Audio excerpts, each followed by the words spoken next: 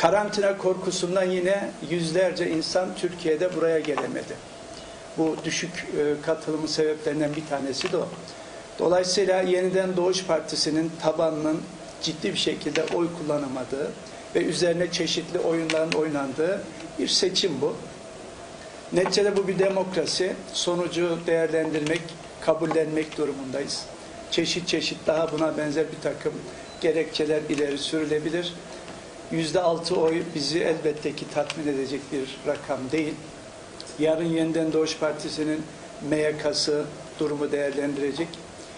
Benim istifam dahil her türlü alternatifler yarın değerlendirecek. Arkasında çarşamba günü parti meclisi toplanacak ve ikinci tur için gerekli kararı üreteceğiz diye düşünüyorum. Hayırlı uğurlu olsun. İkinci tura kalan iki aday Sayın Ersin Tatar ve Sayın Akıncı'ya ikinci turda başarılar diliyorum.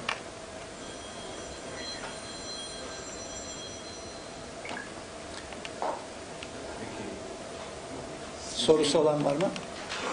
Sizin istifanıza görüşeceğiz. Yani sizin öyle bir düşünceniz var mı yoksa? Ben MYK'da durumu değerlendireceğiz. Oradan çıkacak olan duruma göre gerekirse istifamı verebilirim. Şu anda sizin öyle bir isteğiniz var mı yok mu? Şu anda yok henüz. Sayın Başkan, seçim öncesinde ikinci tura kalmamanız halinde izleyeceğiniz adımla ilgili çalışma yapmış mıydınız? Yok, aslında benim normalde 28 gün sonra karantinadan çıktığımda normalde o zaman seçimden çekilmemiz dahi arkadaşlarla konuştuk. Dedik ki yani bu kadar kopukluk var. Sahaya inemedik, insanlarla konuşamıyoruz. YSK broşür bile dağıtmamıza izin vermiyor. Seçim kampanyası sadece sosyal medyadan ve basından yürütülüyor. Yeniden Doğuş Partisi'nin tabanı kırsalda yaşayan bir taban. Kırsaldaki kesim sosyal medyayı çok fazla kullanmaz. Erken yatar, televizyon izlemez.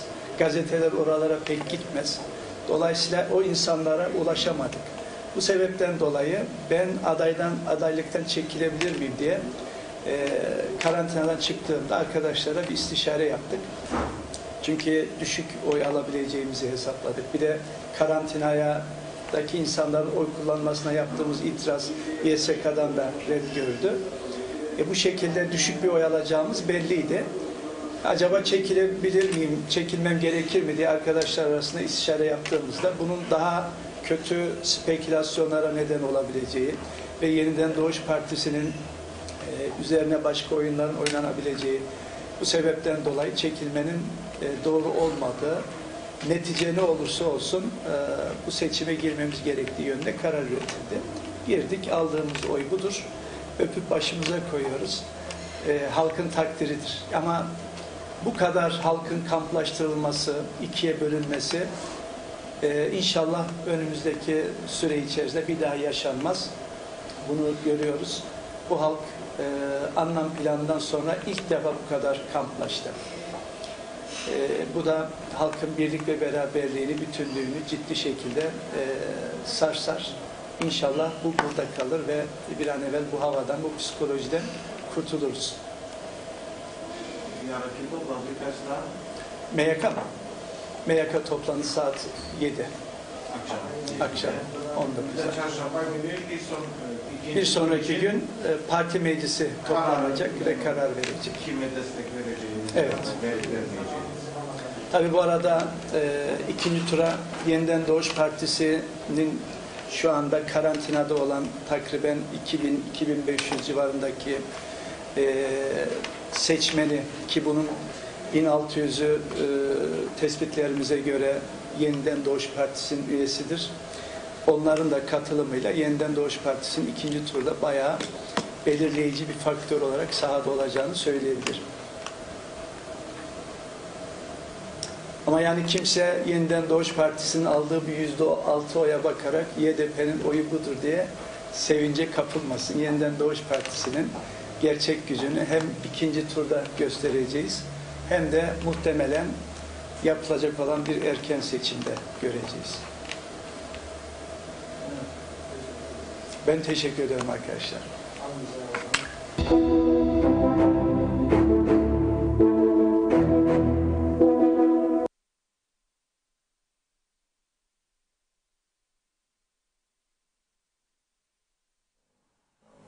Evet sevgili izleyenler, Sayın Arıklı'nın açıklamalarını izledik. Beklediğimiz oyu alamadık dedi.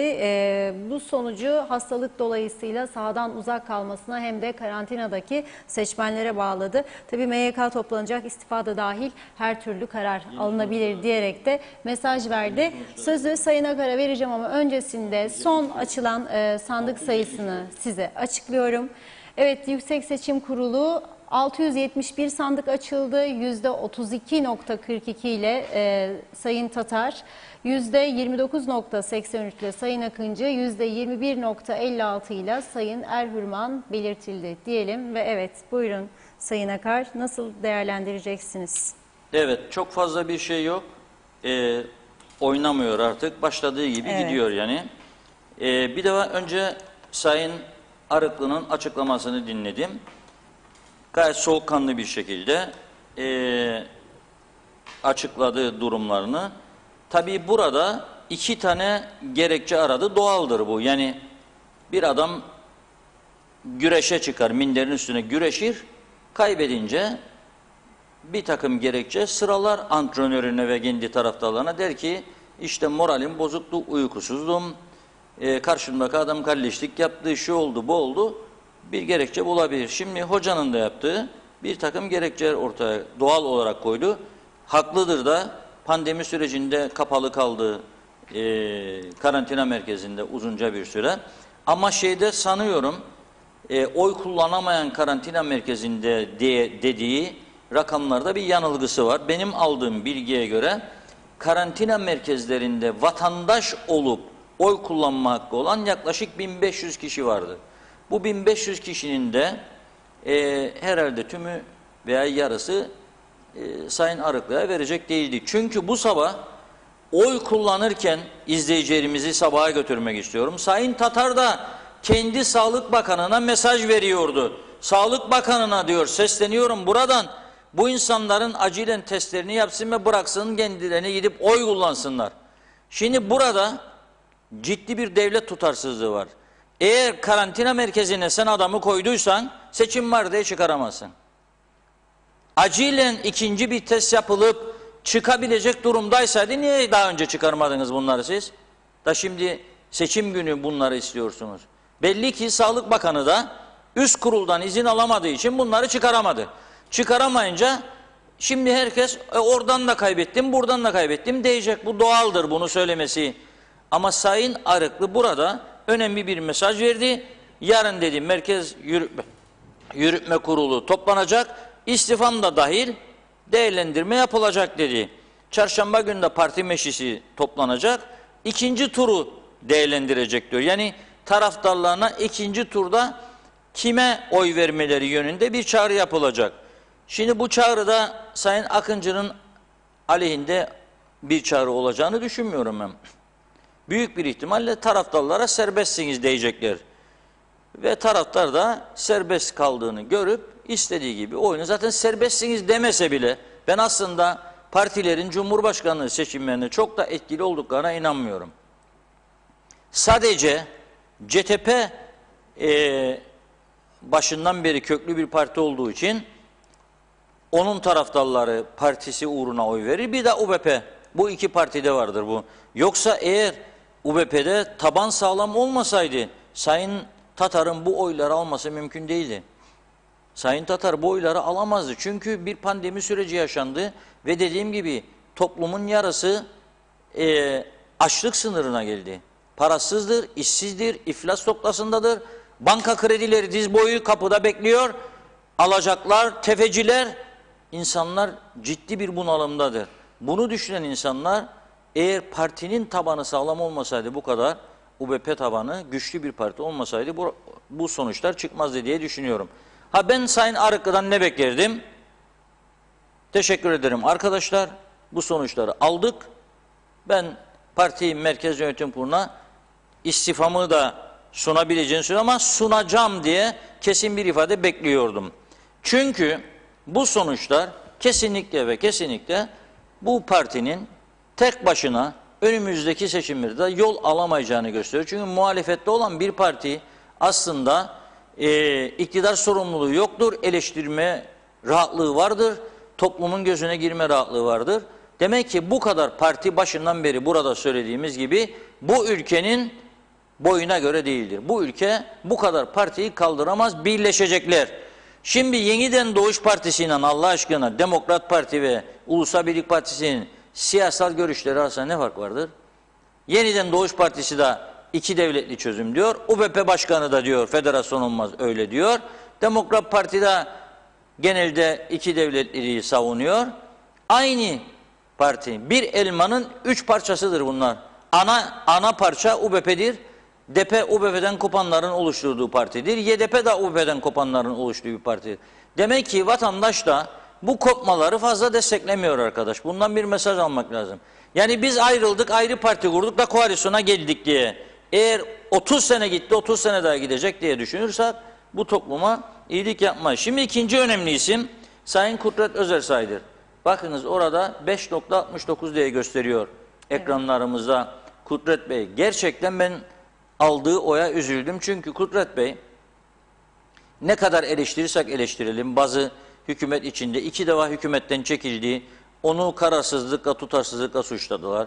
Seçim öncesinde söylediği bazı şeyleri yapamadı. Tamam ama bir de şunu düşünelim. Bu genel başkanımız, adayımız Sayın Özersay bakan oldu, başbakan yardımcısı oldu. Makam aracı kullanmadı. Kendi aracıyla gitti geldi direksiyon başında. Yorgun gecelerde bile kendi aracını sürdü Belapays'taki evine gitti geldi. Belapays'tan çık Karpaz'a git. Kolay iş değil, Karpaz'dan çık Belapays'a git. Ben halk meclisi toplantılarında bunu gözlemledim. Yani ne kadar yorucu olduğunu kendim biliyorum. Arabamı ben kullanırım. Gider gelirken de biliyorum. Siz bir gecede 250 kilometre yapıyorsunuz bazen. Yorgunsunuz o kadar işin ardından. Bunları yaptı. Demek ki bizim vatandaşımız da bunlara fazla dikkat etmiyor. Bizim vatandaşımız da fazla dikkat etmiyor bunlara. O zaman güçler birleşmesi lazım. Güçler birleşecek ve yeni bir seçeneğe gidecek. Şimdi Sayın Özersay program öncesinde dediğim gibi konuşuldu kendisiyle. Bağlanacağını söyledi ama arkadaşlarımız da telefonunun kapalı olduğunu söylüyorlar.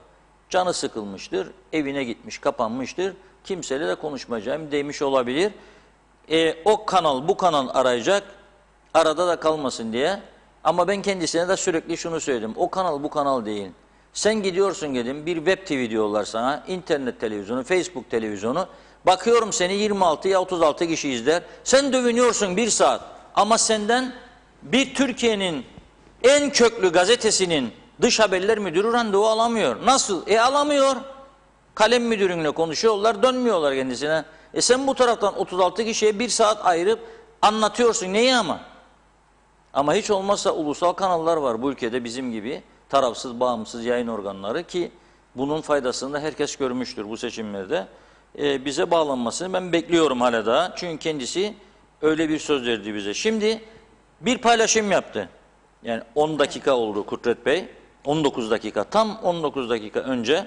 Onu okumak istiyorum. İzleyicilerimiz de bilsin. Cumhurbaşkanlığı seçiminde ilk sonuçlara göre aldığım oy oranı beklentimin çok altındadır. Doğrudur. Ve benim açımdan siyasi hayatımı da gözden geçirmemi gerektirecek düzeydedir. Ama bu tabloya baktığımda asıl üzüntüm ülkenin geleceğine dairdir. Belli ki kutuplaşma ve gerginlik siyaseti başarılı olmuştur. Demek ki halkımızın beklentisi daha farklıdır. Saygı duyarım. Memleketime hayırlı olsun diyor. Hayırlı olsun'a kırmızı renkte verdi ki dikkat çeksin diye. Bu süreçte ailesinden, işinden, gücünden ciddi fedakarlık göstererek yanımda duran tüm yol arkadaşlarıma, destekleyen herkese yürekten teşekkür ederim. Önümüzdeki günlerde daha kapsamlı bir değerlendirme yapıp bundan sonrasına dair düşüncemi ve kararımı kamuoyu ile paylaşacağım diyor.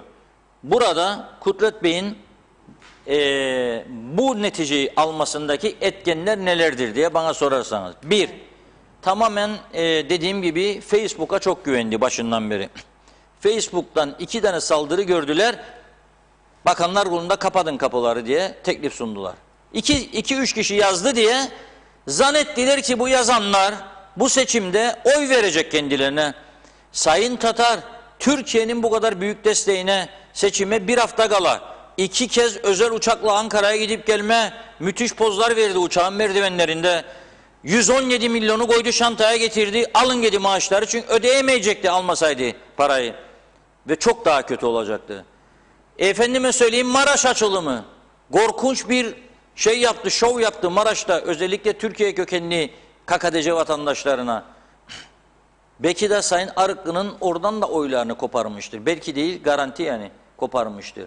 Sonra ne yaptı? Pandemi hastanesi. Aha dedi, bitiyor dev gibi. Sonra ne oldu? Su.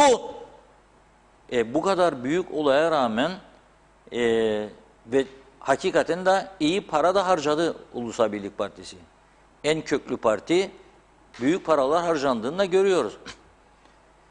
Fakat eğer ki Kudret Bey de kendi stratejisini belirleyerek daha atak bir politika yapsaydı ve hükümetten daha önceden ayrılsaydı daha farklı bir durum olabilirdi. Ama son bir hafta olunca demek ki seçmen dedi ki yok ya dedi. Beraber çıktınız bu yola. Daha önce de sen dörtlü koalisyonu bıraktın. Şimdi de bunu. Ama haklı mıydı? Kendine göre haklıydı. Çünkü Maraş gibi bir konuyu kendisi pişirdi, hazırladı ve ondan habersiz Ankara'ya gidilerek bu karar açıklandı ve bir saat kala soruyor kendisine, inkar ediyor, böyle bir şey olacağından bilgi vermiyor kendisine. O da haklı olarak partisiyle değerlendirme yapıyor, çekiliyor. Demek ki kendisinin dediği gibi halkımız da hakikaten farklı şeylere göre yargı artık değerlendirme yapıyor. Yani bak, dürüstlük arabasını kullandı, şoför yok, benzin cepten, İzzet ikramları cepten. Bak, düşünün, bu çok önemli.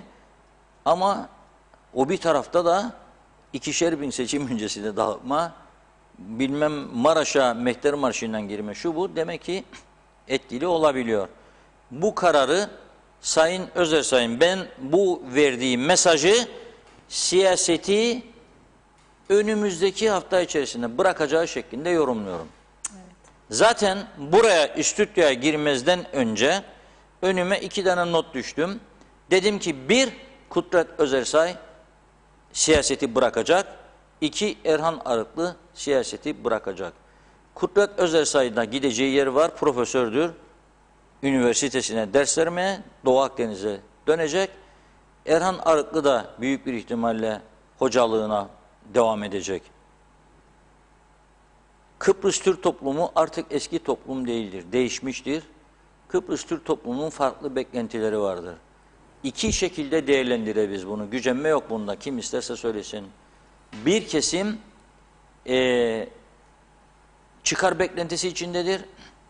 Kimden ne koparır, ondan, partiden, iktidardan, çocuğunu nasıl terfi ettirir, kendisi çocuğunu nasıl işe koyar. 500 kusur insan alındı seçim arifesinde. Bir kısım insan bunun beklentisi içindedir. Bir kısım insan da bu ülkenin zor düzeleceğine inanarak çözüme yönelmiştir. Şimdi 2015 yılındaki sonuçlara bakalım. Nasıl geldik bugünlere? 2015'te 1. turda Sayın Derviş Eroğlu UBP'nin adayı olarak aslında 30.356 oy almıştı. %28.18. Şimdi Sayın Tatar %32.42'de, yani %4 artış vardır. CTP'nin adayı Sayın Sibel Siber %22.54 almıştı. Şimdi Sayın Erhürman %21.56, %1'lik kayma var sadece. O da Sibel Hanım'a CTP yandaşı olmayan, CTP tabanından olmayan doktorluğu olduğu için ve onun daha ılımlı bir siyasetçi olduğunu düşünerek oy vermişlerdir. Sayın Akıncı bağımsız aday olarak %26.94 almıştı. O da şimdi %29.83'e çıkarmıştır oylarını. Bu neyi gösteriyor bize? 5 yıldır Sayın Akıncı sorunu çözemedi. Çünkü Rum tarafı uzlaşmadı. Crans-Montana'da gitti, sonuna kadar geldiler. Anastasiades bavulunu aldı, Kıbrıs'a geri döndü. Dolayısıyla bu Sayın Akıncı'nın tek başına sorumluluğu değildi. Çözemedi Kıbrıs sorununu, geldi. Demek ki Sayın Akıncı'nın da burada yürüttüğü propaganda Türkiye'nin müdahalesi olduğu yönündeki propagandası etkili oldu. Etkili oldu. Kıbrıslılar çünkü müdahaleyi sevmez.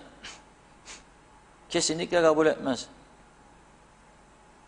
Karı koca kavga eder, komşu arar girsin araya, ayırsın, dayak yer. Sen ne karışın ben karımı döversem der. Kadın da der, sen ne karışın kocam bana vurduysa 2 tane der. Müdahaleyi kabul etmez. Onun için belli ki bu müdahale iddiaları, Sayın Akıncı'nın son güne kadar taşıdığı bu iddialar kendisine oylarını bir önceki seçime göre yükseltme fırsatı vermiştir. Bir de CTP'den kaçan bu %1 gibi oy belli ki ona gitmiştir. Başka kimden kaçanlar gitmiştir? Büyük bir ihtimalle işte bellidir sonuçta.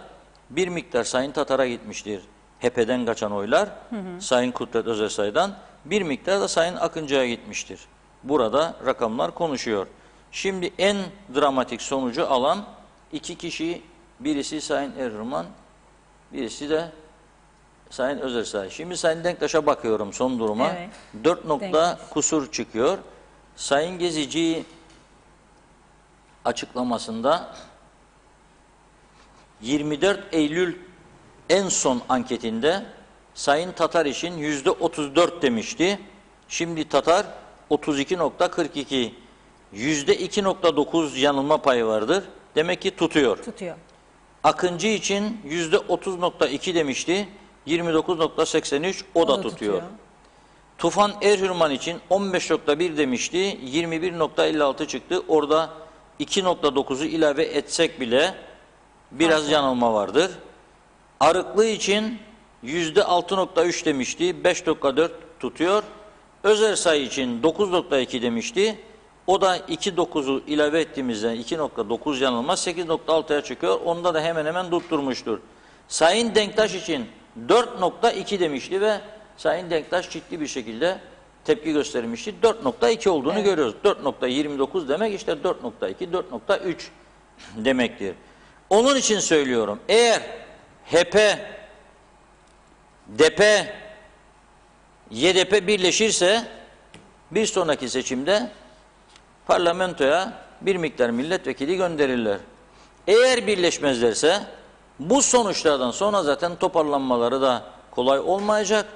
Barajın altında kalacakları görünüyor.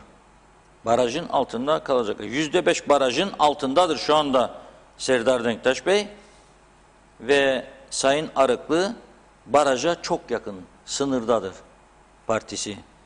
Böyle bir riski almak ister misiniz? Bana sorsa ben almam böyle bir riski. Bana deseler ki sen %5,5-6 garantin vardır da gir seçime, katiyen girmem. Ya %10 deseler girmem. Yani bir insan bir başarı için girer. Girecek, yok ki şahsını soksun parlamentoya. Sen girdin de ne oldu? Ne yapacaksın? Yani bu kolay bir iş değil. O yüzden söylüyorum, eğer insanlar siyasete profesyonel olarak girecek ve ülkeye hizmet etme iddiasındaysa kendine güvenerek girecek. O gücü oluşturarak girecek. Oluşturabilirsen gir.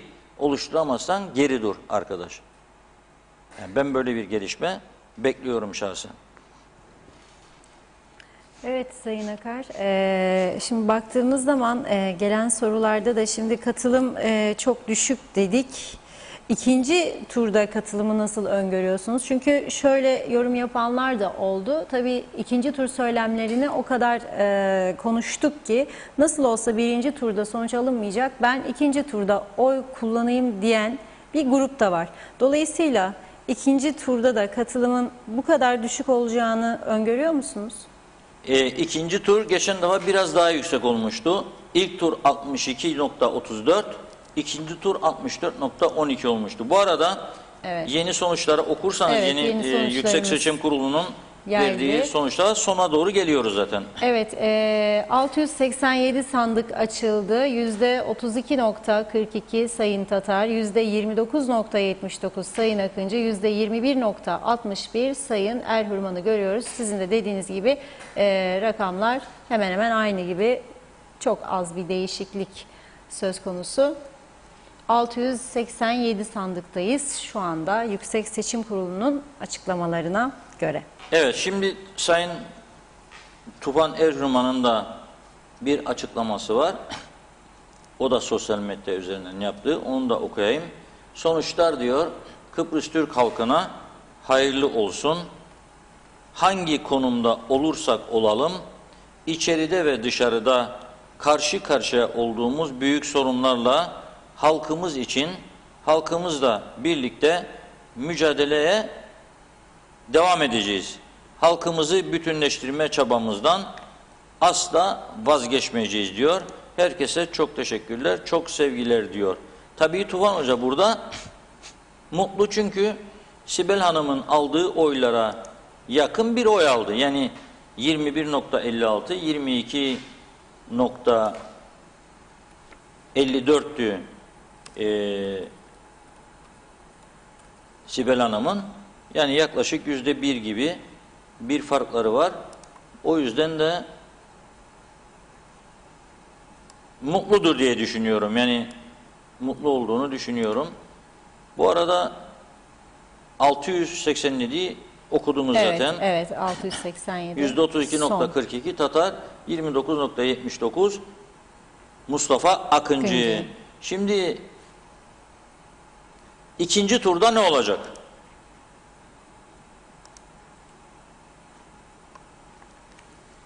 Evet, bir vatandaşımız mesaj gönderdi. Şimdi okumam lazım. Sizde çok önemli mesajlar varsa lütfen, evet, sorular olabilir. Ediyorum, aynen. Okursunuz, onlara da vereceğimiz cevap varsa verelim.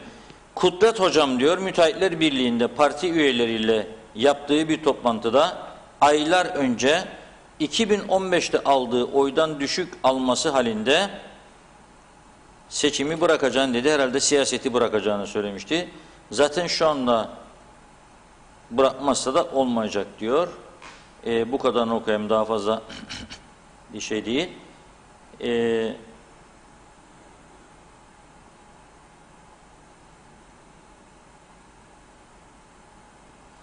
Bir vatandaşımız diyor ki gözüme çarptı. Çok yanlış diyor. Kıbrıslı hanımlar kocamdır döver demez diyor.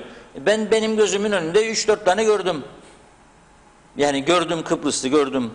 Hatta bir tane de ben ayırmaya kalktım. Ben de dayak yiyordum. Ne var normal, hepsi demedim ya. Yani Kıbrıslı Türkler kendisine müdahaleden hoşlanmıyor dedim. Bu geleneğimizde yok mu bu? Yani vardır. Aç kalır, gidip kimsenin kapısını çalmaz. Ben açım, komşu bana ekmek ver demez. Gururludur. Onu söylemeye çalıştım. Başka taraflara çekmeye gerek yok yani. Şimdi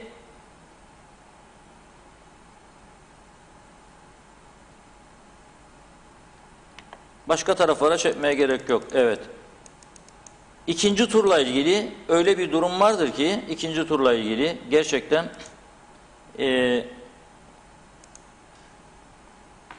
Sayın Akıncı'nın bu hafta içinde ve Sayın Tatar'ın izleyeceği taktikler, propaganda yöntemi çok etkili olacak. Ama burada şuna bakarım ben. Şimdi Sayın Akıncı şu an itibariyle bozulmazsa bu grafik %29.83, %21.56 CTP, yani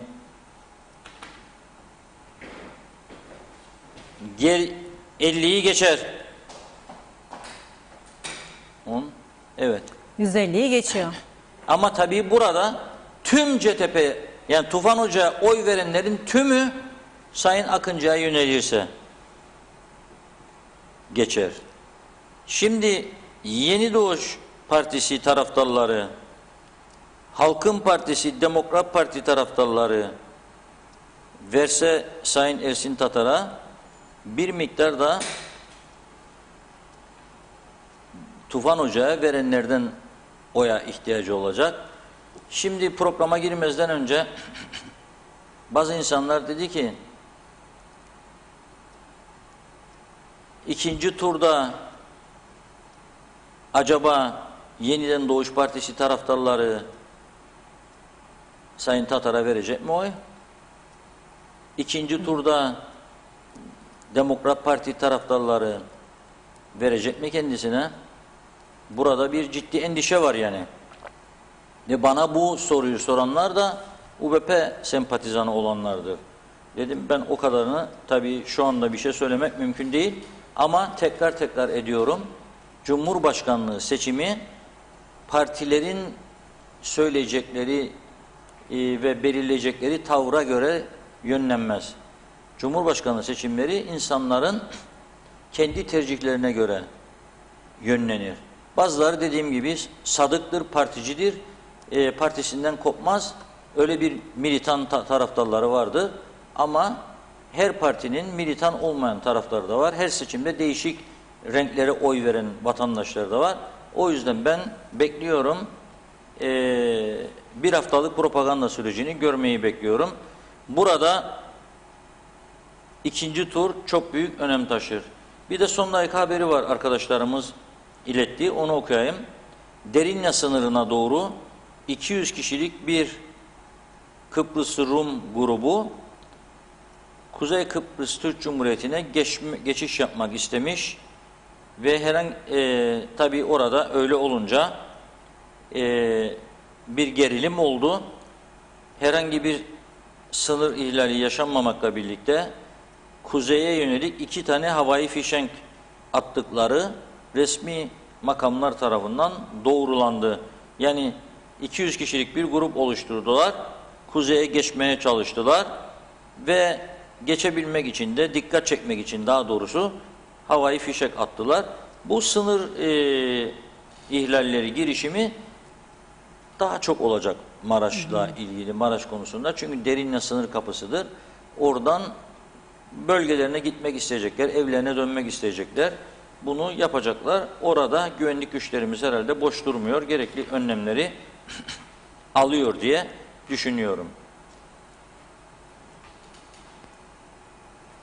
Evet, izleyicilerimizden birkaç mesaj paylaşalım. Tabii çok yönlü mesajlar var. Orhan Aslan, Çiğdem Aslan diyor ki teknik ve matematiksel olarak ikinci turda Sayın Akıncı minimum %60 ile 68 arasında kazanacağına inanıyorum demiş. Cumhurbaşkanı yine Sayın Akıncı olacak diyor. Mehmet İnancı, hayırlı yayınlar değerli dostlarım. Seçim sonuçları ülkemize hayırlı olsun Funda Hanım ve Reşat Bey demiş. Emin Mehmet, Reşat Bey, Kudret Bey'i anlamak gerekir diyor. Temiz ve dürüst bir insandı, donanımlıydı, yazık oldu demiş. Evet,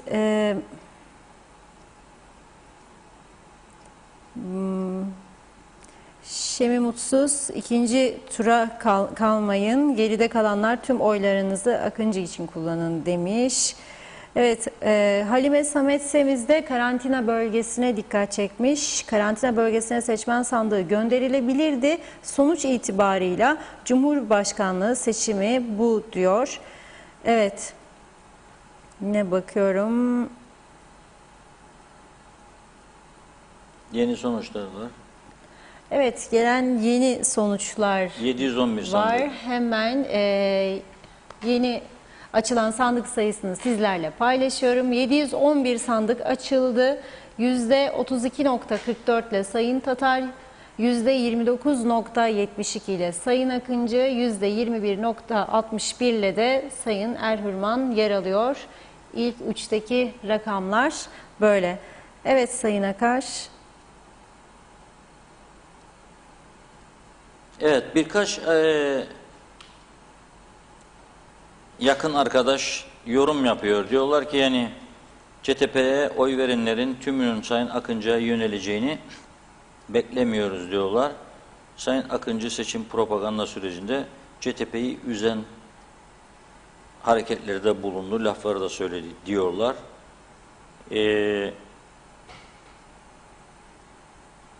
YSK Başkanı karantina olayıyla ilgili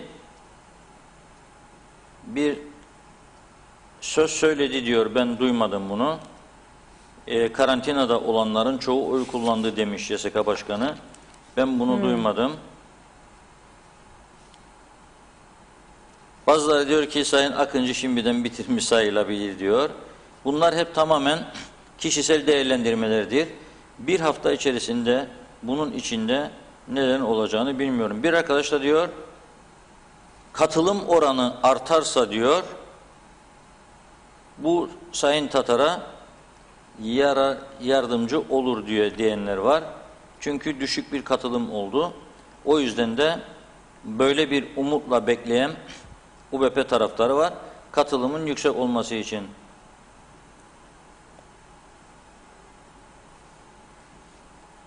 Bir başka arkadaş diyor, UBP'nin diyor yaptığı son istihdamlar diyor, iş bekleyen de alamayanların da tepkisine yol açtı diyor.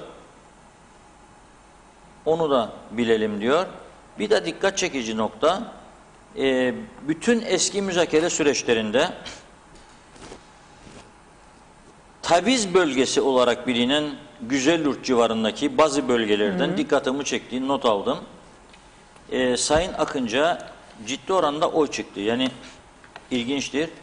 Mesela Serhatköy'de Akıncı 140 oy, Tatar 96 oy. 67'de Erhürman aldı. Demek ki bu köyde sol görüşlü ve federal çözüm yanlısı 207 kişi çıkıyor burada. 96 tane de Tatar'a çıkıyor. Mesela Akçay 1 numaralı sandıkta Tatar'a 30 oy çıkıyor. Erhürman'a 60 oy, Akıncı'ya 56 oy. Bu da eder 116 oy. Mausa'da Baykal Mahallesi 3 sandıkta Akıncı 149 oy alıyor. Tatar 125 oy alıyor. 73 de Tufan Erhürman alıyor. İkisini birleştirdiğinde 200 kusur oy yapıyor.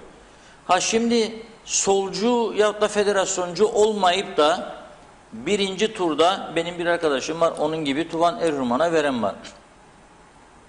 O da zaten sitem etti. Şimdi bana ben Tufan Erhürman'a verdim. İkinci turda illaki şuna buna vereceğim diye bir durum yok. Tekrar karar vereceğim diyor. Ama şimdi o öyle de bu kaç kişidir acaba? Tufan Erhürman'ın kişiliğine verdim de çünkü CTP'nin de fanatik bir tabanı vardır. Geçen seçimde de aldıkları oyu zaten söyledim. Şu anda aldıklarının %1 üzerindeydi Sibel Hanım'ına. O sağdan da oy aldı. Doğrudur ama Tufan Hoca da aldı şimdi sağdan. Bazı sağ kesimler ben bu Tufan Hoca'yı sevdim diyor. Bazıları UBP'nin son zamanlardaki iştahatlarına UBP'ciyim ama vermeyeceğim diyerek gidip tercih yapmıştır. Dolayısıyla bu seçim bana göre en önemli nokta iki adayın sergileyeceği stratejidir. Çok önemli bir 2 hafta var önümüzde. İkisinin de kapı kapı çalışmasını gerektirecek bir döneme girdik. Kapı kapı çalışması lazım. Bir de şu gerçek vardır karşımızda. Herhangi bir aday kim kazanırsa kazansın, şimdiden hazırlıklarını yapması lazım. Bugünkü Rum basınında okuduğumuza göre Rum Dışişleri Bakanı Birleşmiş Milletler Genel Sekreterinin önümüzdeki günlerde yeni bir toplantı çağrısı yapacağını söylüyor. Bir tane de en yüksek tirajlı gazeteleri Filadelfos gazetesi de diyor ki Kasım ayı belirlendi diyor yeni müzakere süreci için. Demek ki seçimler biter bitmez yeni seçilen lider ayağının tozuyla Türkiye ile stratejiyi belirleyip gidecekler. Gezici ile ilgili yazanlar var. Özelden gelen çok şey var. Bu çok önemli. Diyorlar ki adam nasıl bildi bu kadar sonuçları? Şöyle bir şey var burada. Kuzey Kıbrıs'ın nüfusu dikkate alındığı zaman 600-700 civarında vatandaşla yapılacak bir kamuoyu araştırması sağlıklı sonuç veriyor. Gezici 4000 civarına çıkardı bunu. Daha sağlıklı sonuç almak için. Tabii pahalı bir ankettir. 4000 kusur insanla yüz yüze görüşme çok masraflı bir durumdur. Aynı zamanda da Türkiye'nin önde gelen bir araştırma şirketi olarak kendi prestijini de ortaya koyarak yapmıştır bunu. Yani büyük çapta yanılması halinde bunun ciddi zarar vereceğini de biliyordu kendisi. Ama bu arada dediğim gibi yaptığı araştırma sonuçlarıyla çıkan sonuçlar ilk iki adayda Sayın Tatar'la özellikle ki önemli olan budur. Sayın Akıncı hemen hemen aynı. Akıncı için 30.2 demişti. 29.72'dir şu anda. Tatar için 34 demişti. 32.44'tür. 2.9 eksi veya artı yanılma payını ilave ettiğimizde tamamdır. Tufan Hoca'da bir yanılma vardır. 21.61 aldı. 15.1 demişti. Şeyi de koysak %2.9'u 18'e çıkar. Halbuki burada %3'lük bir fark vardır. Kudret Hoca'da az önce söyledim. 9.2 demişti ve Kudret Hoca çok tepki göstermişti. Bayağı öfkelenmişti bu gezicinin açıklamalarına. Bir önceki seçimde de kendisi için söylediklerini dikkate alarak onun o dönemki konuşmalarını da paylaşarak gezicinin yanıltıcı olduğunu söylemişti. Bir arkadaş yazıyor, ben diyor koyu UBP'liyim ama diyor birinci turda Tufan Hoca'ya oy verdim diyor. İkinci turda diyor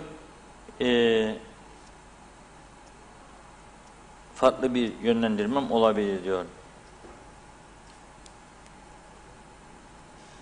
Evet, hükümet bu arada düştü mü diye soruyorlar. Zaten hükümet düşmüştü. Evet. Cumhurbaşkanı ise sunacak mı diyor. Sunmadı. Öyle de bir zorunluluk yok hemen sunacak diye. Bu hafta hiç sunmaz. Çünkü Sayın Akıncı şu anda yarışta olan bir adaydır. Yani yarışta olan iki rakip gidip de rakibine istifa ediyorum sen de kabul et istifamı demez. Bu hafta böyle geçecek. Gerçekten buna inanıyorum. Şimdi bu arada Derviş Akar bana bir tahmin yapmıştı. Bugün odama gelerek. Demişti ki Tatar 31 yazdı kağıda önüme koydu. Akıncı 27, Tufan Hoca 21 demişti. Totosu tuttu yani. Tuttuğunu görüyoruz, evet. Dolayısıyla onu da kutluyorum. Yeni bir sonuçlar geldi. Herhalde okuyacaksınız onu Evet, şimdi. Evet, okuyacağım. Diğer taraftan izleyicilerimize hemen belirtelim. Şu anda rejiden haber bekliyoruz. Cumhurbaşkanı Mustafa Akıncı da ofisinden bir açıklama yapmak üzereymiş. Ekip arkadaşlarımızdan Ömer Kadiroğlu orada. Açıklama başladığı anda canlı olarak ekranlarınıza getireceğimizi belirtelim. Evet ve son sayıları açıklayalım. Yüksek Seçim Kurulu'nun açıkladığı rakamlardır bunlar. 723 sandık açıldı. %32.46 Sayın Tatar, %29.73 Sayın Akıncı, %21.62 ile Sayın Erhürman yer alıyor. Evet, artık rakamların neredeyse hemen hemen aynı gibi birbirlerine milim yakın olduğunu görüyoruz. Bu şekilde ilerleyecek gibi duruyor. Bu arada bir teşekkür borcumuz var. Onu aktarmak istiyorum. Çok sayıda vatandaşımız bölgelerden, özellikle kırsal kesimden televizyon başında bizi izleyen vatandaşlarımızdan görüntüler bana gönderiyorlar. Hatta sosyal medya paylaşımları var. Çok teşekkür ediyorum. Zaten biliyoruz bunu. Çok da güveniyoruz halkımıza. Kırsal kesimde olan insanlar büyük bir kısmında özellikle orta yaş üzeri öyle Facebook televizyonu izleyecek durum yoktur. Evet. Çoğunda küçücük Nokia eski bildiğimiz telefonlar var, interneti yok. onlar hepsi evlerinde veya kahvede diğer eski adımızda Diyalog, şimdiki adımızda TV 2020'yi izliyorlar. Çok da mutludurlar. Herkese teşekkür ediyorum. Biliyorum her köşede, her evde Diyalog medya grubunun nasıl tarafsız, bağımsız olduğunu herkes biliyor. Ve o yüzden de bizim televizyon yayınlarımızı dikkatle izliyorlar. Ekrana son durumunu da getirdi arkadaşlar. Lefkoşa'daki oyları da veriyorlar. Mesela orada çok dikkat çekici. Serdar Denktaş 3.67, Arıklı Hoca 2.5 gibi bir durum var. Bu arada gecenin sonunda Arif Salih Kırdağ'ı merak ediyorum çok. Her seçim aday olan bir arkadaşımızdır. Kutluyorum gönülden. Bu kadar üstün bir cesaret. Yani ona birileri artık siyasetin en yaşlısı birisi ona üstün cesaret ödülü vermesi lazım. Bence meclis başkanı da yapabilir bu işi. Gerçekten bunu hak ediyordur. O oy bu oy bakmıyor. Her seçim aday oluyor. Kaç oy alırsa önce belki üzülüyor ama ondan sonra bir sonraki seçimde vatandaşım bu kez beni saraya taşıma kararı verdi diyor. Ben de aday oldum diyor. Ama tabii %0.25 civarında oy almış. Bana göre önemli olan burada 0.29'da Milliyetçi Demokrasi Partisi'nin adayı aldı. Doktor Türköz. İlginç. 4.29 Serdar Bey. 5.42 Arıklı Bey. Dolayısıyla ben bu saatten sonra gerçekten Sayın Kudret Özersay'ın doğrudan yani yok ki hükümet ortaklığından zaten oradan çekildi. Siyasetten çekilme kararı verirse bana sürpriz olmayacak. Erhan Arıklı hocamız da bu parlamento görevini tamamlayıncaya kadar milletvekili kalır belki ama parti başkanlığından çekilecek diye düşünüyorum. Görüntüler bu doğrultudadır. Yani ortaya çıkan durum böyledir şimdilik. O yüzden önümüzdeki hafta çok heyecanlı gelişmeler olacak. Bir taraftan yarından itibaren iki partiden gelecek haberler önemlidir. Bir taraftan ikinci tura kalan iki adayın sergileyeceği tavır önemlidir. Şu anda aldığım bir bilgiye göre Sayın Ersin Tatar kurmaylarıyla toplantıda bulunuyor. Bu toplantıdan sonra da onun da herhalde bir açıklama yapmasını bekliyoruz. Sayın Akıncı da az sonra bir açıklama yapacak. Evet. Onu da bekliyoruz. Zaten fazla bir şey kalmadı. 711 sandık, toplam sandık sayısı zaten 738'dir. Yani şu andan itibaren Sayın Akıncı da bu açıklamayı yapmaya başlayabilir. Fazla bir değişiklik olacağını sanmıyorum. Geçtiğimiz seçimde aldığı oyun üzerindedir. 26.94 almıştı. 29.72'dir. Yani neredeyse %3'lük bir fark vardır. Yani evet. O günden bugüne %3'lük bir fark vardır. Demek ki yürüttüğü seçim propagandası halktan ilgi gördü. Yani bu saklanabilecek bir durum değil. Evet, arkadaşlarımız bildirdi. Bağlantı hazırmış. Evet, Sayın Akıncı'nın açıklamalarını getiriyoruz ekranlarınıza. Biraz sonra evet aktaracağız. Bu arada mesajlarda da hem hayırlı olsun temennileri var hem yorumlar. Ömer Meraklı diyor ki kolay gelsin. Kıbrıs Türk'ünün gideceği veya götüreceği köyün minareleri görülmüştür demiş. Evet, Rumların Derinya sınır kapısına yürümesini nasıl yorumluyor Reşat Bey, müdahale mi demiş ve Emin Mehmet soruyor size. Rumların Derinya sınır kapısına yürüyeceğini Maraş'ın açılacağına ilişkin haberleri duyduğumda zaten söylemiştim. Bir de evet. Açıldığında olacak yani daha ciddi yürüyüşler göreceğiz. Evet Sayın Akar, Ömer Kadiroğlu arkadaşımız hazırmış. Evet dinleyelim Sayın Akıncı'yı.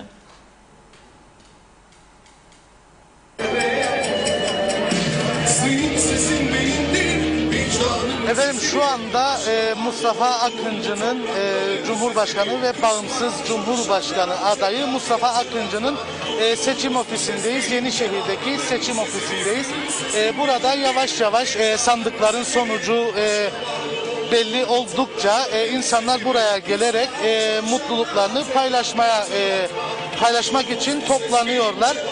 Biraz önce burada Kıbrıs müzikleri eşliğinde coşkulu bir kutlama yaptılar. İçeride çalışan Akıncı gönüllüleri var ve onların içerideki heyecanları, çığlıkları dışarıya yansıyor. Bu yansıma sonucunda da dışarıda gördüğünüz bu kalabalık zaman zaman coşuyor. İlerleyen saatlerde Mustafa Akıncı'nın burada olacağı bildirildi. Şimdilik buradan aktaracaklarımız bu kadar. Kalabalığı görüyorsunuz. Giderek bu kalabalık burada artıyor ve Mustafa Akıncı'nın gelmesi bekleniyor. Şimdilik aktaracaklarımız bu kadar.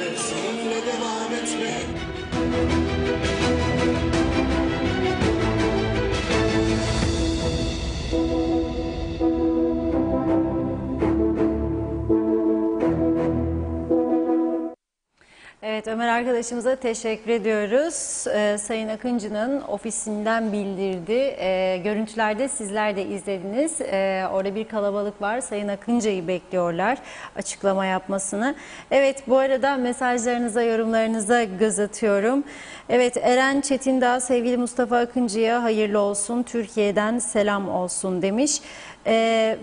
Yaz diyor ki iyi yayınlar Reşat Bey. Online oy verme sistemine geçilirse katılım %95 olur. Birçok vatandaş sandık başındaki partizanlar yüzünden sandığa gitmiyor yorumunda bulunmuş. Evet, Teoman Turan, Üstadım Kuşadası'ndan sizleri zevkle izliyorum. Ağzınıza sağlık. Uzakta olsam da kalbim sizlerle. İkinci tura kalan adaylara başarılar dilemiş. Evet, Derin Okçelen, Sayın Reşat Bey, erken seçim olur mu diye soruyor. Evet. Erken seçim kesinlikle olacak. Erken seçim kesinlikle olacak. Çünkü bu sonuçtan sonra Halkın Partisi'nin herhangi bir partiyle koalisyona gireceğini ben şahsen düşünmüyorum. Yani ortaya çıkan bu sonuç Halkın Partisi'nin yeni bir değerlendirme yapmasını zorunlu kılıyor. Hele hele Kudret Hoca siyaseti bırakma kararı alırsa Halkın Partisi eşittir %50 artı Kudret Özersay demekti. Şimdi o bırakma kararı alırsa zaten Halkın Partisi dediğim gibi yeni bir değerlendirme yapmak zorunda kalacak. Bana göre yeniden Doğuş Partisi de yeni bir değerlendirme yapmak zorunda kalacak. Diyelim ki %2 daha alırdı karantinada olmasaydı Arıklı Hoca. Ne olacak, ne fark edecek? %5, 7 ne getirecek? Gene 2 milletvekili ile parlamentoya girecek. Gene ciddi bir sıkıntı. Yani o yüzden ikinci tura kalacağını düşünüyordu Arıklı Hoca. Ama evet, öyle olmadı. Dolayısıyla bu küçük partiler, Demokrat Parti'de dahil, bunlar bir bütünleşmeyi seçmek zorunda. Ha bu üçü mü bütünleşir? Yoksa Ulusal Birlik Partisi'nin de içinde olduğu büyük bir oluşuma mı girerler? Onlar karar verecek. Ama belli oluyor ki sağda bu kadar parçalanma, işte sonuç ortada. Evet, Abdullah Abdülaziz de yorum yapmış. Benim yorumlarım en yakındı diyor. Geçtiğimiz haftalarda paylaşmıştı düşüncelerini. Emin Mehmet de diyor ki yurt dışındaki Kıbrıslı Türklere oy hakkı verilse gerçek seçilen olur. Çünkü herhangi bir beklentisi olmayan kaçmış kaçırılmış vatandaşlardır şeklinde yorum yapmış. Evet, son gelen yorumlara da bakıyoruz. Evet. Arkın Mustafa İzzi soruyor. Sayın Akar ikinci turda sizce kim kazanır demiş. Arın Taşarkan, Kıbrıs Türk Atatürkçü Gençlik Hareketi Genel Sekreteri. Kuzey Kıbrıs Türk Cumhuriyeti Cumhurbaşkanlık seçiminde yurttaşlık görevimizi yaptık. Memleketimize ve halkımıza hayırlı olsun demiş. İkinci tur seçimlerinde yurttaşlık görevimizi yapacağımızı söylemekteyiz diyor. Fatma Birişik iyi akşamlar dilerim Londra'dan. Selamlar Akıncı diyorum ben de sizi izliyorum demiş. Evet, Ahmet Haydar, iyi akşamlar. Anayasa değişikliği için sonuç nedir şu an diye soruyor. Evet ve Eren Çetindağ da Ukrayna'dan selamlarını yollamış. Akıncı ceketini koysa yine kazanır yorumunda bulunmuş. Evet, Sayın Akıncı'nın aldığı bu sonuç, 2-3 daha vurguladım ben zaten. Yani aldığı sonuç bir önceki seçimin üzerindedir. 5 senede çözümü yapamadı. Çözüm vaadiyle gelmişti. Çözüm vaadiyle gelip de çözümü yapamayan bir insan normalde oy kaybına uğrar. Ama Sayın Akıncı'nın öyle olmadı. Oylarını yükseltti. Yükselttiğine göre oylarını, demek ki bir beklenti var yine vatandaşlarda. Demek ki izlediği bir yöntemle vatandaşları kendisine çekmesini bilmiştir. Öteki tarafta ise Ulusal Birlik Partisi, büyük bir parti, tabanı kuvvetli olmasına rağmen ciddi sıkıntılar yaşadı. Bakın mesela Turizm Bakanı'nı seçimlerden 3 ay önce görevden aldı. Ve o görevden alınan Turizm Bakanı ilk haftalarda çok bozuk çaldı. Köy köy gezdi, kendi partisinde yapılanları eleştirdi. Farklı değerlendirmeler yapacağını söyledi ama sonunda son 1 hafta 2 hafta kala ciddi bir sarılma oldu parti içinde. Toparlandılar bir miktar. Bu arada Aytaç Çalıdayı bakan yaptım dedi. Sonra olmadı. Çalı'da da önce bir gücenmişlik oldu. Büyük bir aile Güzelyurt'ta. Sonra belli ki bir miktar toparladılar. Ama bütün bu gelişen süreçteki olaylar Sayın Akıncı'nın ciddi oranda destek almasına yol açmıştır. UBP'nin artmadı mı oyları? Evet, arttı UBP'nin de. 2015 yılında Sayın Eroğlu aday olduğunda 28.18 almıştı ilk turda. Sayın Tatar 32.44'tedir şu anda. Yani arada ciddi bir fark var. 28, 32, %4 gibi bir fark var. İkinci turda ama Sayın Dervişoğlu orada 28.18, Sayın Akıncı 26.94 almıştı. Ama ikinci turda Sayın Akıncı götürdü bu işi. Şimdi aynısı olur mu soruyor bana izleyiciler. Ben bu konuda şu anda bir yorum yapamam. Yani tamamen tarafsız, bağımsız bir yayıncılık politikası izlediğimizi söylerken kalkıp da şu kazanır, bu kazanır diyemem. Ama şunu söyleyebilirim ve söyleyeceğim de, bu bir hafta içerisinde Ulusal Birlik Partisi'nin ve Sayın Akıncı'nın taraftarlarının kendisinin yapacağı etkinlikler, izleyeceği propaganda yöntemi tabii ki kararlarda etkili olacaktır. Bu kesin. Pandemi süreci var. Bu bir haftalık süre içinde tekrar köy köy bütün köyleri gezmeleri mümkün değildir. Zaten fazla da etkili olmayacaktır. Evet. Ben buradan ikisini de davet ediyorum. Bizim bir programımıza gelsinler. Onları konuk edelim burada. Ve sorularımızı soralım. Vatandaş da görsün. İkisini izleyerek kararını versin. Kabul ederlerse biz hazırız. Günü onlar belirlesin. Saati onlar belirlesin. Evet, bu arada haberler de geliyor. Sayın Akıncı'nın gelmesine çok az bir vakit kalmış. Hemen o arada ben Mustafa Bazıvalı Bey'in bir mesajı var, okuyayım da gücenmesin bana. Evet. Bu seçimlerin sonuçlarına göre anladım ki bu ülkede temiz, dürüst ve namuslu siyaset yapacak, bu ülke diyor, temiz, namuslu ve dürüst siyaset yapılacak bir yer değildir diyor. Sayın Özersay'ın seçimde düşük oy alması, fazla dürüst, çalışkan ve fedakar olması bu toplum tarafından takdir görmedi. Böyle beyefendi birisi bu düşük oyu hak etmedi. Yazık oldu, hem de çok yazık. Ben Sayın Özersay'ın yerinde olsaydım en kısa zamanda siyaseti bırakırdım diyor Mustafa Bazıvalı Bey. Zaten az önce ben de söyledim, görünen odur. Aynı zamanda kendisinin verdiği mesaj da zaten kararını açıklayacağı yönündedir. Demek ki bir şeyler olacak önümüzdeki günlerde. Yani birkaç gün içerisinde bence. Bu akşam sağlıklı bir düşünsün. Kudret Bey'in aslında bu ülkenin Kudret Bey ve onun gibi temiz insanlara ihtiyacı var. Düşünsün, değerlendirsin. Belki kararını değiştirir. Yani siyaseti bırakmaz. Bir süre daha devam eder. Bunu da deneyebilir. Ama bizim ülkemizde bunu açık ve net aylardır söylüyorum ve uyarmaya çalışıyorum. Bizim ülkemizde önümüzdeki haftalarda baş döndürücü çok gelişmeler yaşanacak. Bir defa düşmüş bir hükümet ikinci tur seçimden sonra ne yapacak? Gidip istifasını sunacak. İstifasını sunan bir hükümet yenisi kuruluncaya kadar görevde kalsa bile Ekim ayı sonu maaşlarını nasıl toparlayacak? Bir, nasıl karar alacak pandemi süreciyle ilgili? İki, çok önemli. Üç, kiminle kim hükümet kuracak? Tekrardan Ulusal Birlik Partisi'nden birine verildi diyelim görev. Sayın Tatar Cumhurbaşkanı olursa kendi partisine verdiği görevi, kendi partisi kiminle kuracak? Gidecek, Serdar Bey'in kapısını çalacak, Yeni Doğuş'un çalacak. O zaman da tam sınırda bir rakam çıkıyor ortaya. Yasa geçiremeyecek meclisten. Umut verici bir gelişme olmaz. Erken seçim hükümeti en doğru olandır. Yorulduk yani seçimlerden. Hem zamana yazık, hem giden paralara yazık. Ekonomisi kötü olan, ekonomisi çökmüş olan bir ülkede ama başka da seçenek olmayacak gibi görülüyor. Yani biz bu arada bir taraftan Yeni Kıbrıs görüşmeleri, geleceğimiz, hayatımız, bundan sonraki geleceğimiz hayati görüşmeler, bir tarafta biz burada hükümet kriziyle uğraşacağız.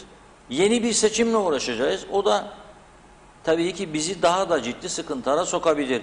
Ha, Türkiye anavatan her zaman yanımızdadır. Maaşlar ödenemeyecek duruma gelirse bize yardım etmeyecek mi? Bana göre edecek. Türkiye bırakmaz burasını. Yardım edecek. En kritik dönemlerde bile bir sente muhtaç olduğu döneme Türkiye bize yardım etti. Bizi parasız bırakmadı. Ama ikinci turda çıkacak sonuçlara göre de bu sürecin nasıl gelişeceğini daha rahat konuşabileceğiz. Şimdi daha fazla söylemeyeyim ama nasıl gelişmeler olacağını göreceğiz. Evet, bağlantımız gelene kadar ben de bu arada bir mesajlara bakıyorum. Evet, Mustafa Kemal Tümkan diyor ki yüzdelikler değil, kullanılan oy ve alınan oy üzerinden 2015'te UBP ve Akıncı'yı karşılaştırır mısınız? Evet, karşılaştırmaları yaptık ama tekrar yapmaya devam ederiz. Deylan Kuzey diyor ki çalışma izinli ve adada yaşayıp evlerimizi kiraya veriyorduk, marketlerimiz çalışıyordu demiş. Sayesinde herkes adayı terk etti diyor. Evet, Eren Çetindağ Akıncı'ya olan desteğini belirtmiş. Orhan Aslan, Çiğdem Arslan, Ünal Üstel, Çaluda ve Sucuoğlu taraftarları bunu Sayın Tatar'a ikinci turda ne olursa olsun ödettirecekler, kaçarı yoktur yorumunda bulunmuş. Tabii arada birbirlerine cevap veren yorumlar da olduğu için onları ayıklıyorum. Evet, İbrahim Paytoncular diyor ki Akıncı bu işi bitirir demiş. Atilla Aktaş burada yaşamayan insanların, burada yaşayanların liderini seçmesi bence mantıklı değil diyor. Evet, Haluk Şahin Akıncı'ya destek belirtmiş yine. Ziya Arnavut diyor ki olması gereken sağın da solun da birleşmesi. Amerika'da olduğu gibi solda CTP, TDP ve diğer sol partiler birleşmeli. Sağda da UBP, DP, HP birleşmeli. Benim olsun, küçük olsun mantığı bir yere bırakılmalı. Kıbrıs'ta Türkleri kim yönetirse yönetsin, halkın ihtiyacı hizmettir demiş. Evet. Bir izleyicimiz diyor ki ekonomiyle alakalı konuşsaydın keşke diyor. Akıncı ne yaptı diyor bu zamanda. Akıncı'nın ekonomiyle ilgisi yok ki. Saraya kim giderse gitsin ekonomiyle ilgisi yok. Karıştırıyorlar. Burada parlamenter sistem var. Ekonomiyi yöneten de hükümettir. Akıncı Cumhurbaşkanı'dır. Dış politikadan sorumludur. Kıbrıs müzakerelerini yürütmek Akıncı'nın yetkisindedir. Maraş'ın açılmasıyla ilgili girişimler yapmak Akıncı'nın işidir. Rum tarafıyla Türk tarafı arasında dolaşımın rahatlaması, ne bileyim sağlık yardımlaşmasının olması Akıncı'nın işidir. Suçluların iadesi konusunda Rum tarafıyla anlaşma Cumhurbaşkanı'nın işidir. Kimse o sarayda oturan ama ekonomi hükümetlerin işidir. Hükümetler de bu pandemi sürecinde kendilerine göre bir takım işler yapmışlardır. Onlar da yaptıklarının doğru olduğuna inanıyor. Ama ben başından beri bu pandemi sürecinde ekonomiyi tamamen kapatmanın ülkeyi çok zora sokacağını söylüyordum. Nitekim ülke şu anda çok zordadır. Memnun muyuz bugün içinde bulunduğumuz durumdan? Kaç tane esnafımız sabah açtığı zaman dükkanını akşama kadar satış yapabiliyor? Kaç tanesi evine ekmek götürebiliyor? Kaç tanesi borç taksitlerini ödeyebiliyor? Buna bir bakalım. Eskiden evlerini kiraya verenlerin bugünkü durumu nedir? 10 tane evi kiraya verip geçinen insanlar var. 10 tane daireyi şimdi. Kaçı boştur bu dairelerin? Kaçı kiradadır? Kiracı evi terk ettiği zaman aylarca boş kalıyor ve bundan sonra daha da kalacak. Nüfus yok, insan yok. Kim kiralayacak evleri? Boşta kalan evleri. Ciddi bir sıkıntılı süreçten geçiyoruz. Yani o açıdan da ekonomi tabii ki hükümetlerin görevidir. Kimisi hükümet de onun sorumluları. Ekonomiyi düzeltecekleri vaadiyle geliyorlar. Buyursunlar düzelsinler. Bugünkü hükümet bu kadar yapabildi. Bundan sonraki kim gelecekse o yapacak. Ama şu anda bu hükümet düşmüştür. UBP-HP koalisyonunda bir koalisyon yok. Seçim sonuna kadar bu şekilde kalacak. Seçimden sonra istifa mekanizması çalışacak. Bu kesin yani. Evet, Hasan Nihat Erduran da diyor ki CTP-UBP hükümetini Özgür Gün bozmuştu. Şimdi yok, kaldığı yerden devam edecek gibi gelir bana. İcraat hükümeti yani yorumunda bulunmuş. Sercan Öznisan da diyor ki YDP'nin oyları UBP'ye demiş. Ziya Arnavut bir kez daha hepinize selam olsun. Ne güzeldir Kıbrıs Türkleri kavgasız gürültüsüz bu seçim olgunlukla bitirdi.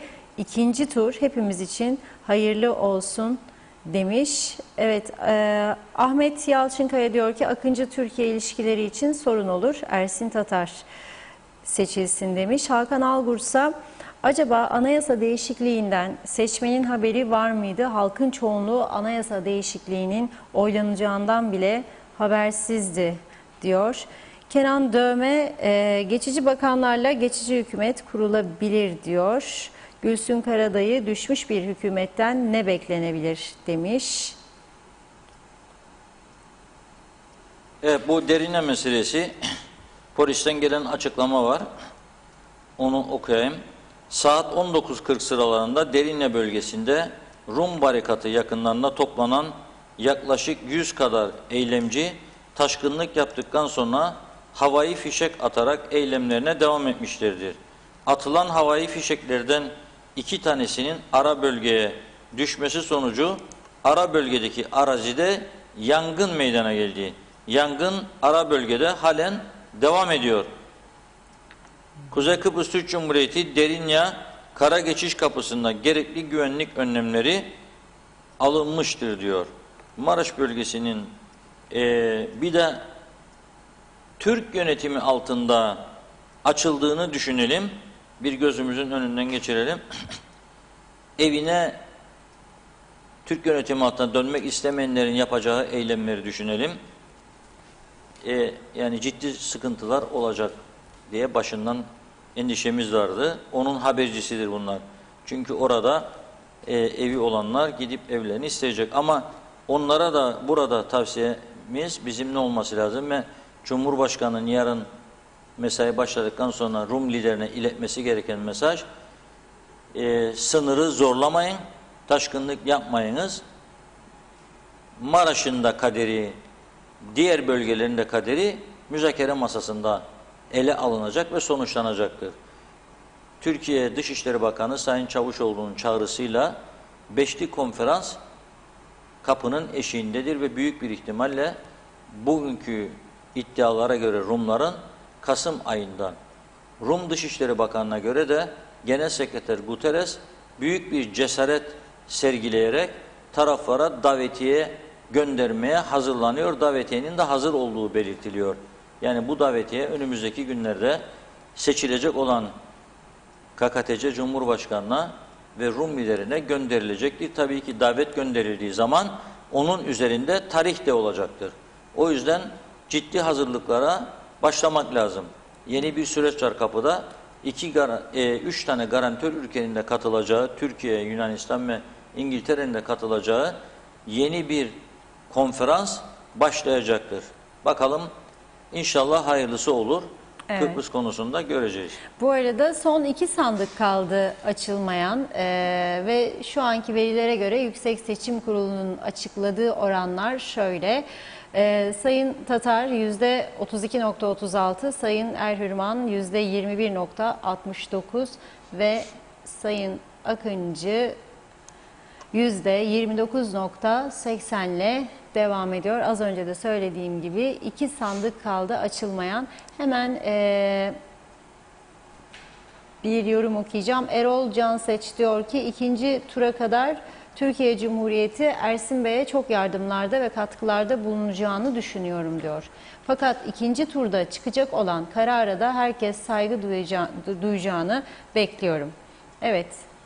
Siz de bu konuyla ilgili ne söyleyeceksiniz Sayın Akar? Bu hafta bizi ilk seferde olduğu gibi gene böyle bir sürpriz gelişme bekler mi bu haftada?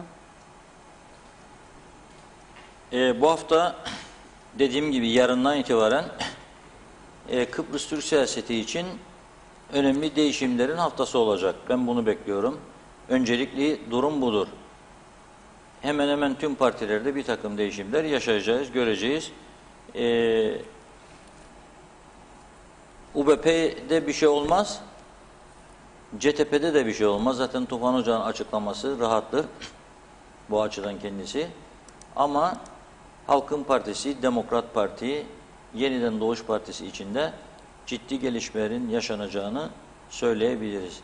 Ve ona göre siyaset tabii önümüzdeki günlerde yeniden şekillenecek demektir. Bu arada da esas izlenecek olan yöntem bu son bir haftadaki seçim propagandası. Taraflar nasıl bir propaganda yürütecekler, nasıl seçmeni ikna edecekler, ona bakacaklar. Ama benim gözlemlediğim burada vatandaşların birebir takip edilmesi, yani oyunu kullanmayanların ortaya çıkarılması yönünde çok çaba harcanacak diye düşünüyorum. O oy kullanmayan gücenmişleri herhalde ikna etmeye çalışacaklar yoğun bir şekilde. Evet. Bugün zaten saat 16.30'a kadar, 16'ya kadar %35 civarında bir katılım vardı.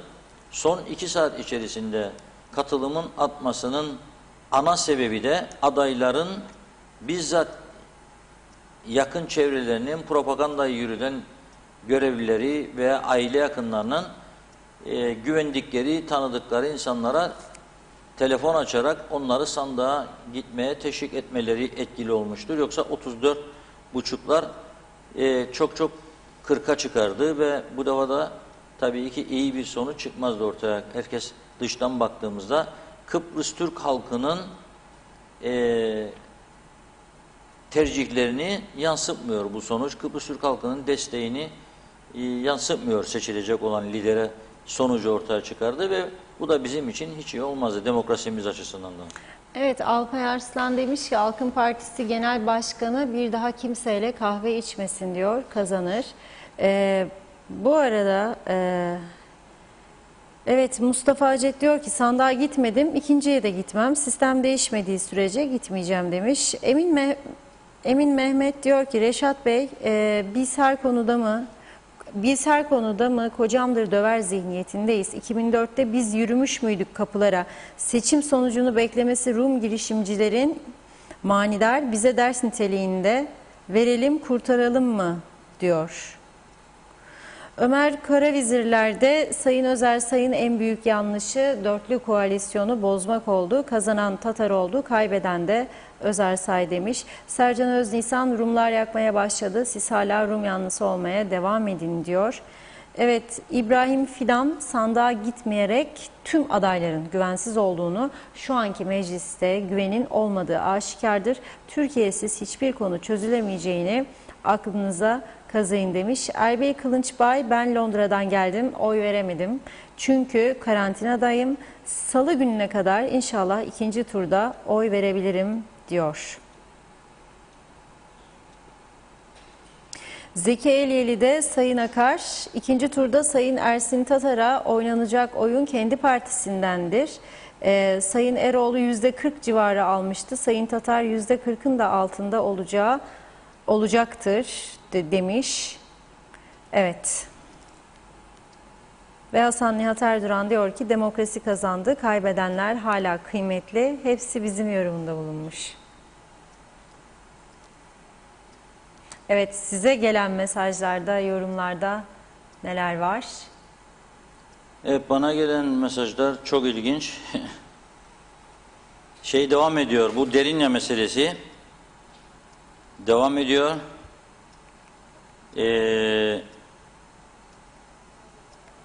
Katılan eylemciler oradaki bir futbol kulübünün ve Elam terör örgütünün üyeleriymiş. Zaten o elamcılar siyah tişört giyiyorlar genelde. Üzerinde de yazıyor. Polis bunu mutlaka oradan görmüştür. Onların olduğu söyleniyor. Bu elam konusunu geçen hafta sizinle almıştık. Evet. Yunanistan'daki Hrisi Avgi'nin Altın Şafaklar'ın mahkeme kararıyla parlamentodan çekilmeleri, düşürülmeleri yönünde karar çıkarken Kıbrıs'taki uzantısı Elam'ın da benzer bir kararla siyasetten uzaklaştırılması, etkisizleştirilmesi, yasaklanması bekleniyordu. Fakat görüyoruz ki Elam şu anda görev başında. Orada güneyde böyle bir yasaklanma yok. Bu da yeni seçilecek olan Kıbrıs Türk toplumunun liderinin en önemli görevlerinden biri olacak ve ciddi bir görev olacak bu. Yani bu terör örgütü orada durduğu sürece biz çözüm yaparsak, bir Kıbrıs Rum arkadaşım bana şöyle demişti. Galiba bu defa 3 sene değil 3 ay bile gitmeyecek demişti. Endişem var demişti. Şahsen eğer bu konularda önlem alınmazsa ben de endişeliyim ne olacak diye. Şimdi bir arkadaşımız da diyor ki Kıbrıs konusu, ekonomi ve hükümetin gidişatı çok önemli konular. Cem Emre arkadaşımız söylüyor ama ciddi kaygılarım var ama bu geceye konuşacak olursak diyor 11 adayla seçim yapmamız dikkatimi çekti diyor. 2018'de Türkiye'deki başkanlık seçimlerinde toplam 6 aday vardı. Oranın nüfusunu ve bizim nüfusu düşünseniz bayağı garip bir durum. Bence seçim sistemi tartışılmalı. Katılım da zaten gösteriyor. Programın başında ben dedim ki burada vatandaşın siyasete olan kırgınlığı var, güvensizliği var. Bu değişmesi lazım. Yani bu siyasiler kendini toparlaması, vatandaşın değişim beklediğini anlaması ve başka bir takım projeler geliştirmesi gerekir. Bana göre bu işin artık gizlisi saklısı yok. Yeni bir sistem, o sistemde başkanlık sistemidir. Kurulur ve başkanlık sistemine göre seçime gidilir. Öyle bir sisteme göre seçime gidecek olursak da başkan adaylarına belirli oranlarda vatandaştan oy imza toplaması şartı gibi şartlar getirilebilir. Benzeri illaki benim söylediğim olacak diye bir durum yok ama ben mesela öyle bir şey düşünecek olsam 5000 tane oy vermezse, imza vermezse vatandaş niye gireceğim diye sorarım kendi kendime başlangıçta. Yani sana vatandaşın güvendiğini, madem ki anketlere de güvenmiyoruz, kamuoyu yoklamalarına bazıları güvenmiyor. Dolayısıyla bir takım yöntemler getirmek lazım. Bu şimdiki yöntem de yöntem değil. Yani ben bakıyorum şimdi 0.26, 0.29 ve daha aşağı alan adaylar ikinci tura kalacağını söylüyordu bazıları. Yani bu kadar da iddialıydı. Hangi ikinci tur? Hani nerede? Evet, Yani, bu arada izleyicilerimiz referandumu da soruyor. Ne oldu gelişmelerden? Referandum konusunda henüz bir şey gelmedi. Şu anda bir bilgi paylaşıldı. Onunla da ilgili sıcağıyla belirteyim. Hayır diyenlerin oranı %50.19, evet diyenlerse %49.81, birbirlerine çok yakın. Bu şekilde evet, Kuzey Kıbrıs'ta Seçmen Yüksek Mahkeme yargıçları şu an 8 olan sayısının 16'ya kadar arttırılması öngörülüyordu. Evet. Şu anda hayırın önde olduğunu görüyoruz. Hemen hemen de bununla ilgili sonuçlarda kesinleşmiş gibi, evet, az bir farkla hayır dedi halkımız. 738 sandıkla sonuçlandı şu anda sizde. Tamamı bitmiştir. 738 sandığın, evet, tamamı sayılmıştır. Okuyabilirsiniz yüzdelikleri. Evet, Sayın Tatar %32.35, Sayın Akıncı %29.84 oy aldı. Evet. Evet, şimdi Sayın Akıncı'ya bağlanıyoruz galiba. Evet, Hazırsa bağlanıyoruz. bağlanalım. Hazır. Sayın Akıncı herhalde tamamen sonuçların bitmesini bekledi. Evet.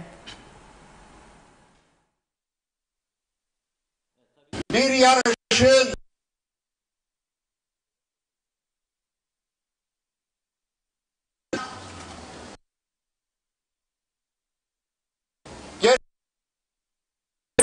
geçenlerindeyimiz bu süreç zorlu bir süreç oldu. Son zamanlarda bunları anlattım. Bugün sabah oyumu verdikten sonra tekrar anlattım.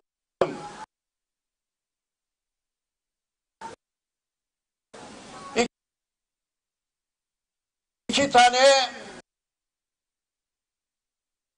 durumla seçim sürecini. Bir tanesi elimizde olmayan, bizler de yüz yüze geldik. Bu salgın ortamı hala devam ediyor. O nedenle ben sizlerden rica ediyorum. Mesafeye lütfen dikkat ediniz. Bakın biraz da içeyiz. Konuda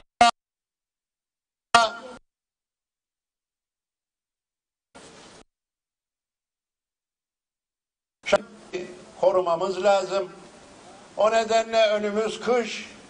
Bu konuda dikkatli olmamız lazım. Bu seçim döneminde bu pandemi koşullarının kısıtlarıyla olmak durumunda kaldık. İki tane Koşada ve Mausa'da sizlerle bir araya gelecektik, kucaklaşacaktık. Yapamadık. İptal etmek zorunda kaldık. Binlerce omuz elimizde kaldı. Yüksek Seçim Kurulu bunların dağıtımını mahsurlu gördü. Biz de bu kurala seve seve uyduk ve dağıtmadık.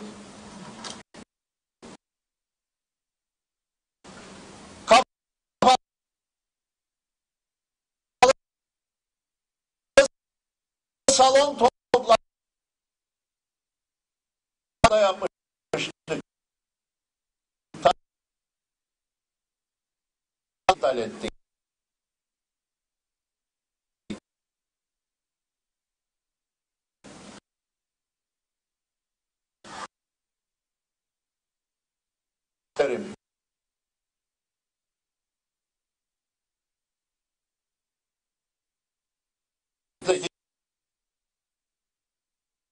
Beceri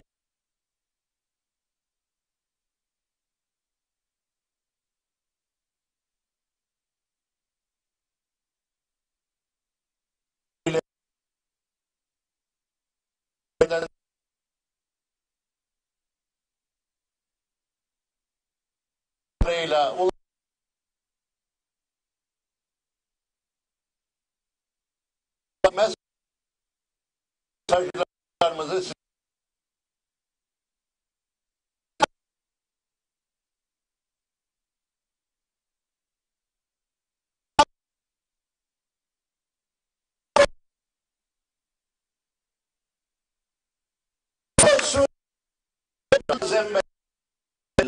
Cumhurbaşkanı olarak arasında bu halkın çok iyi tanıdığını, bildiğini bir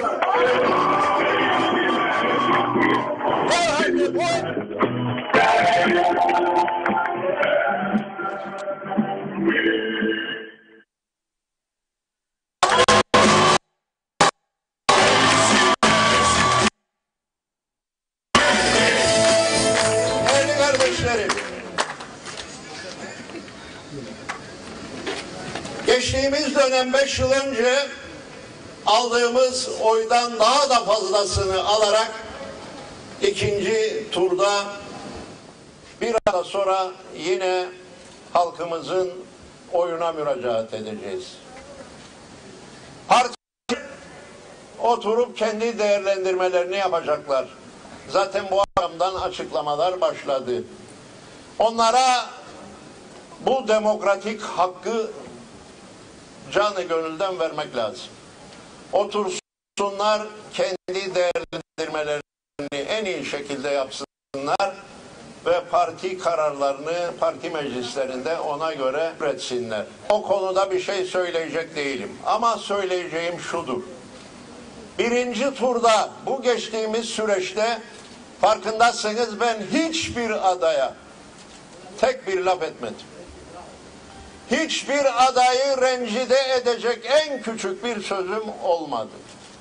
Ben onları anlatmaya çalışmadım çünkü. Ben kendimi, vizyonumu, düşüncelerimi, gördüğüm tehditleri, geleceğe dair gördüğüm fırsatları, gençliğine dair anlatmaya çalıştım. Tehlikelere işaret ettim. Neler yapılması gerektiği üzerinde kafa yordum ve bunları paylaştım. Geriye kalan bir haftada yine bunu yapacağım. Ve ben bir yere müracaat ettim. Halkın vicdanına, halkın aklına. Şimdi de değerli kardeşlerim, bu ilk turda tercihini başka yönde kullanmış olan partili, partisiz tüm yurttaşlarımıza buradan sesleniyorum. Yine onların da vicdanına hitap ediyorum. Onlar da düşünsünler, önümüzdeki pazar günü sandığa mutlaka gitsinler ve iç seslerine, vicdanlarının sesine kulak vererek hareket etsinler.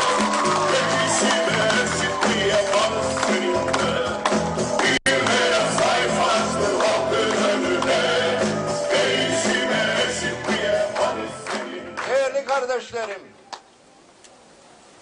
önümüzdeki pazar gününe kadar serin kanlı, soğukkanlı ama daha çok çalışarak, güçlerimizi birleştirerek bizimle bu yolu yürümeye hazır çok daha fazla insan bulacağız. Bunu biliyorum.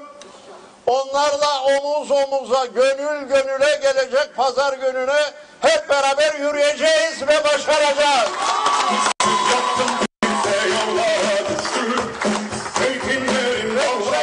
Söylemek istiyorum. Önümüzdeki dönem, önümüzdeki pazardan sonra çok daha katılımcı bir süreç bizi bekliyor. Öyle inanıyorum ki halkımızın takdiri, halkımızın vereceği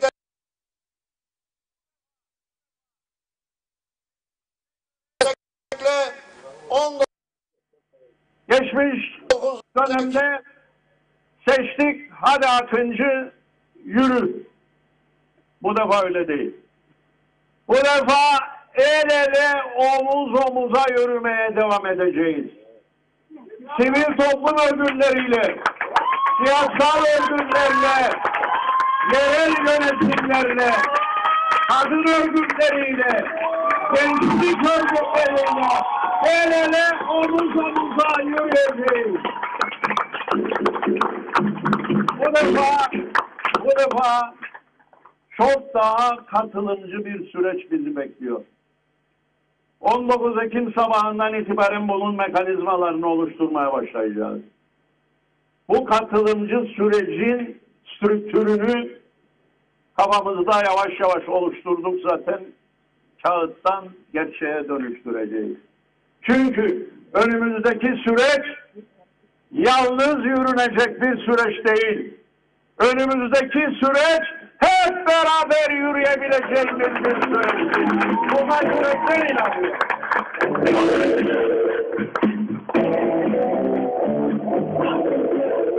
Değerli kardeşlerim, son olarak şunu söylemek istiyorum.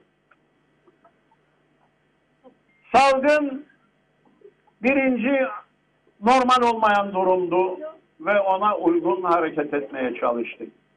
Ama ikinci normal olmayan bir durum daha vardı. Bugüne kadar yaşanmamış, görülmemiş müdahaleler gördük. Bu seçim döneminde bu kadar açık, bu kadar yoğun bir taraf olma süreci daha önce hiç yaşanmadı. Müdahaleler olmadı mı? Geçmişte oldu. Olmadı dersek doğruyu söylemeyiz. Oldu. Ta hakim rahmetli Zeka Bey'in zamanından başlayarak Doktor Küçük'ten günümüze geliniz pek çok defalar oldu. Ama bu kadar açık, bu kadar yoğun bir taraf olma tarihimizde görülmedi. Bunun izleri bazı bölgelerimizde sonuçlardan kendini gösterdi. Göstermedi değil. Ama bütün bunlara rağmen Kıbrıs Türk halkı yine de iradesini sandıkta yansıtmayı başardı.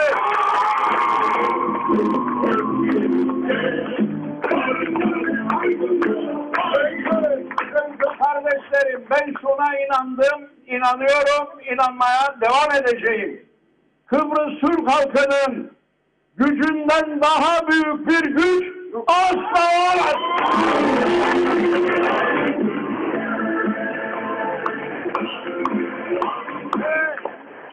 Kaç defa çağrı yaptım, bu akşam birinci turun sonunda bir kez daha çağrı yapıyorum. Bırakınız, bu halk kendi kendini yönetmeye muktedir olan bu halk kimi seçeceğine karar verme yeteneğine sahiptir. Kimi seçeceğine kendi özgür iradesiyle, beyniyle, vicdanıyla karar verecek olgunluktadır.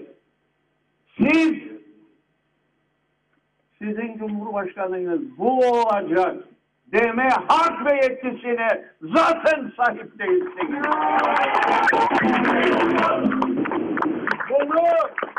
Bunu kabul edenler, bunu içine sindirenler adına da üzülüyorum. Gerçekten üzülüyorum.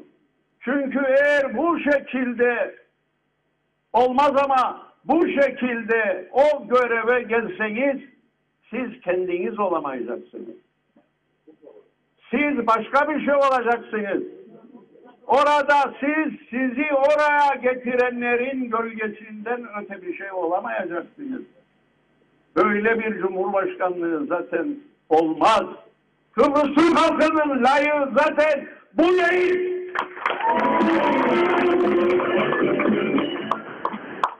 Sevgili kardeşlerim, önümüzdeki hafta temenni ederim ki bütün bu yaşadığımız, kaç haftadır yaşadığımız müdahaleler artık son bulsun.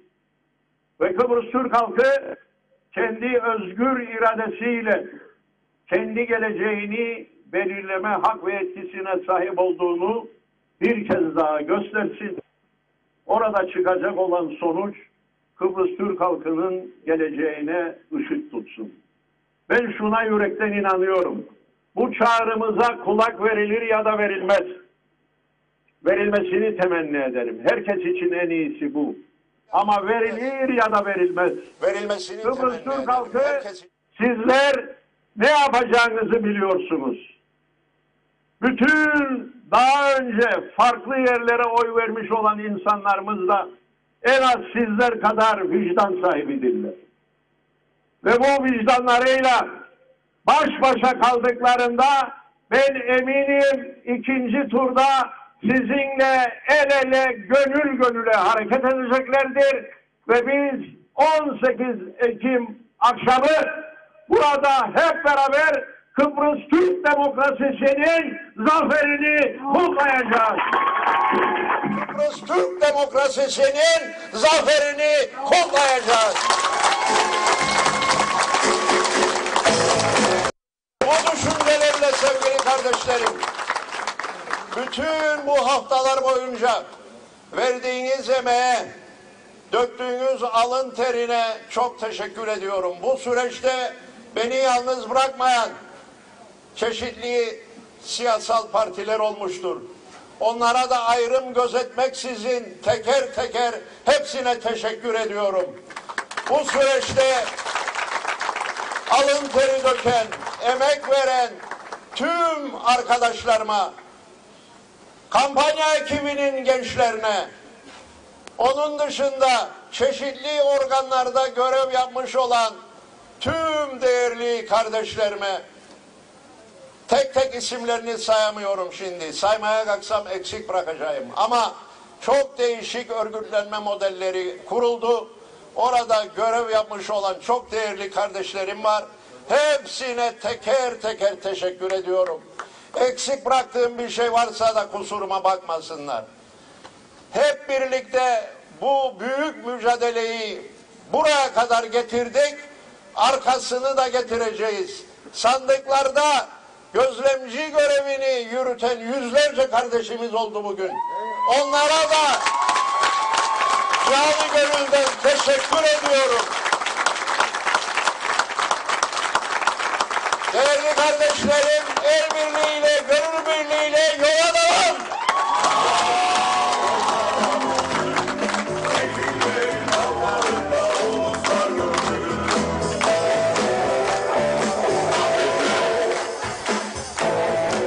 Yola devam, ne için devam? Savaş değil, barış için devam. Bağnazlık değil, hoşgörü için devam. Çatışmak için değil, diyalog için devam. Biat için değil, özgürlük için devam.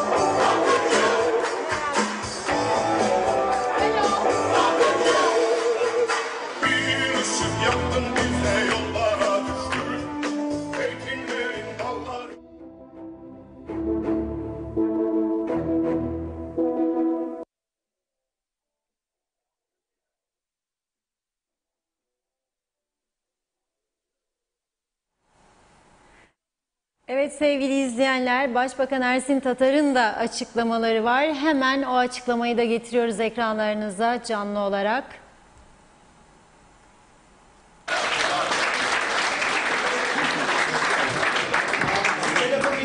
Değerli partileri, değerli hanımefendiler, beyefendiler, değerli basın mensupları, bugün Kuzey Kıbrıs Türk Cumhuriyeti'nde bir demokrasi sınavı tekrar verilmiştir.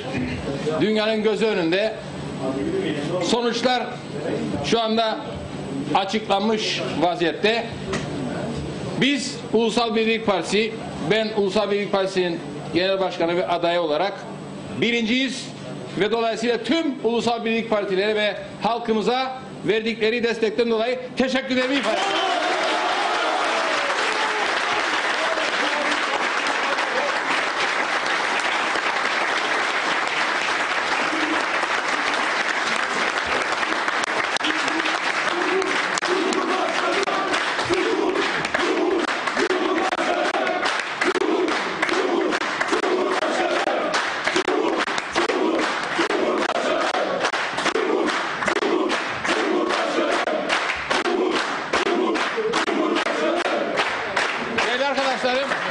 Tabii 11 adaylı bir yarışta yarıştık.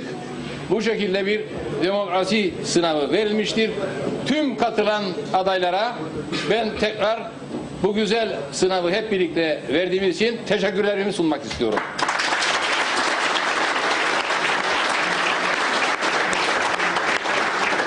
Bize oy vermiş veya vermemiş tüm vatandaşlarımıza seçime katıldıkları için, iradelerini sandığa yansıttıkları için onlara da çok teşekkürlerimi ifade etmek istiyorum.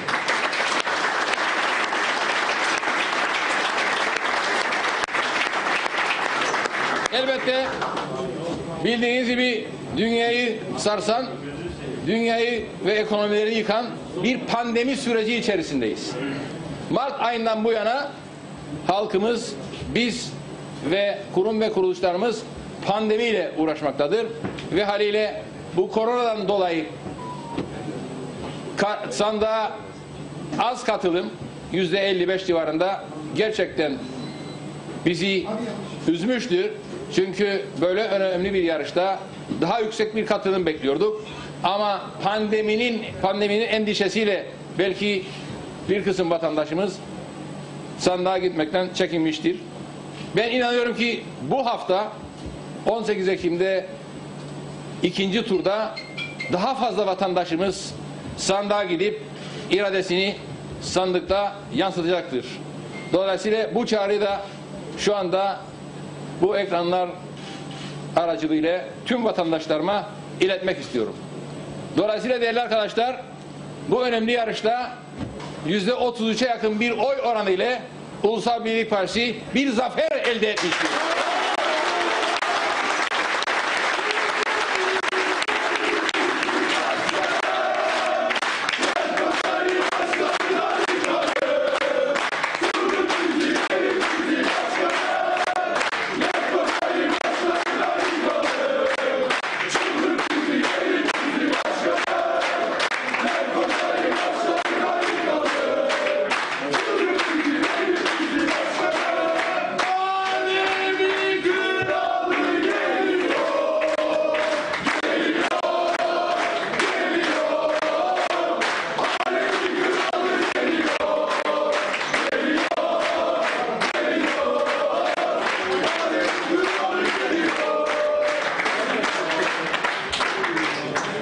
Ben partimizin tüm teşkilatlarına, örgütlerine, kadın kollarına, gençlik kollarına, tüm ekip arkadaşlarımıza bu yaptıkları yürekli çalışmadan dolayı yürekten teşekkür etmek istiyorum.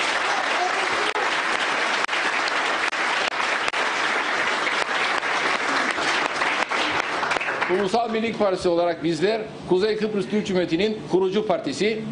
Kuzey Kıbrıs Türk Cumhuriyeti'nde şu ana kadar üniversitelerimizden tutunuz, sanayi bölgelerimiz,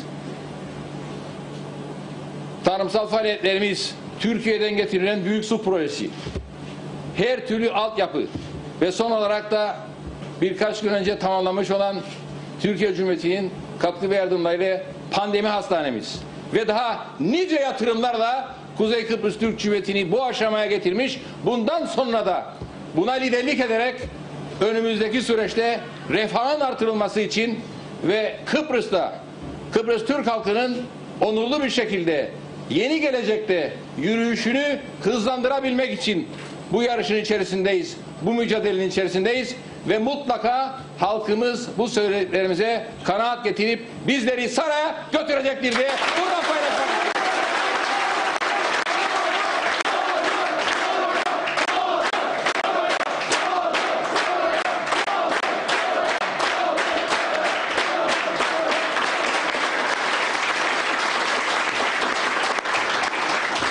Sayın Cumhurbaşkanı az önce dinliyorum. Ya da zaferi kendisi kazanmış gibi bize oralardan bir şeyler söylüyor. Müdahale olmuş, şu olmuş, bu olmuş. Kendi halkına bile saygısı olmayan bu kadar önemli bir seçimde insanlarımızın sandığa yansıttığı iradeyi bir bakıma görmek ve kabul etmek istememektedir. Zafer bizimdir değerli arkadaşlar.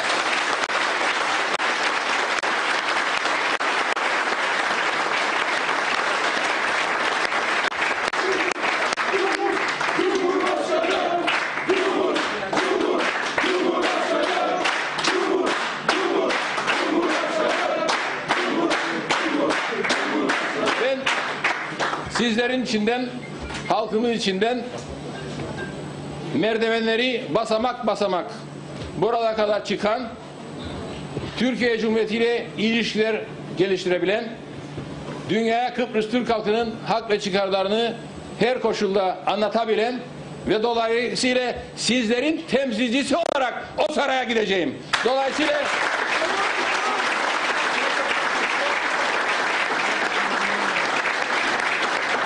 bunu hazmedemeyenlere buradan cevabımızdır.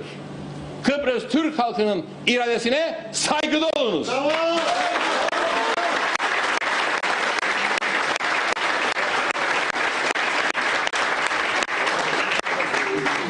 O bakımdan değerli arkadaşlarım, değerli mücadele arkadaşlarım, şu anda %33 oy oranımız var.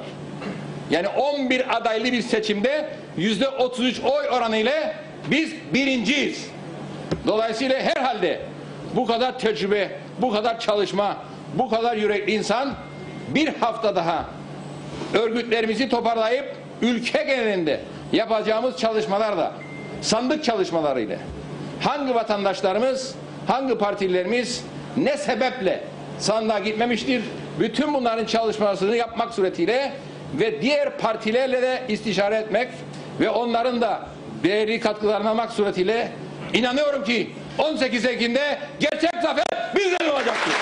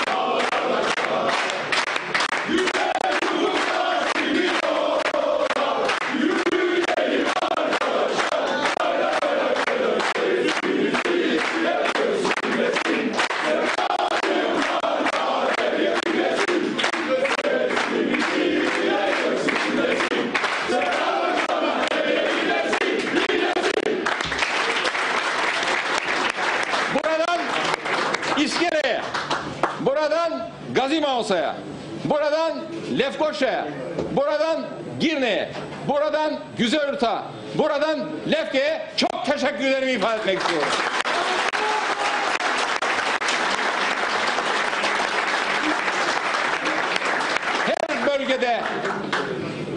Her bölgede çok önemli çalışmalar yaptık.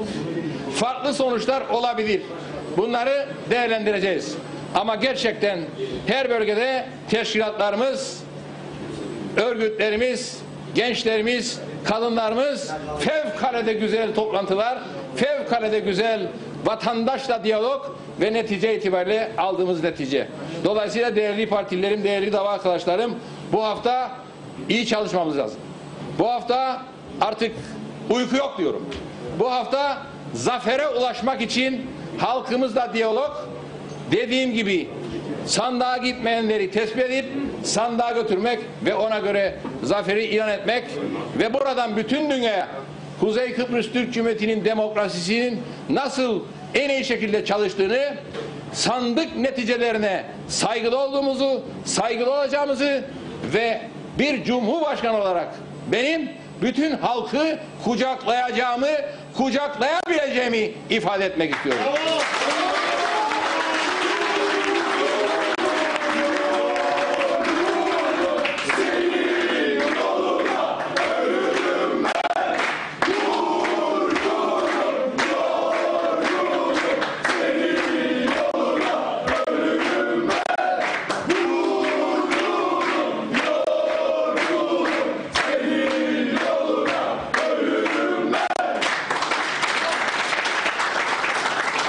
Bizim bütün davamız Kuzey Kıbrıs Türk Cumhuriyeti'ni daha ileri noktalara taşıyabilmek, Kıbrıs Türk halkının refahını, esenliğini, güvenliğini ve müreffeh geleceğini sağlayabilmek, gençlerimize umut verebilmek, birlik ve beraberliğimizi pekiştirerek bu ülkede üretken bir yapıyı, demokratik bir yapıyı ve dünyaya haklı sesini duyurabilen onurlu bir halk olarak geleceğimize hep birlikte yürüyebilmeyi sağlayabilmektir. Dolayısıyla bu duygularda sizlere sesleniyorum. Sizlere yürekten teşekkür ediyorum. Kazamızın mübarek olmasını temenni ediyorum. Bir kez daha bütün halkımıza teşekkür ediyorum.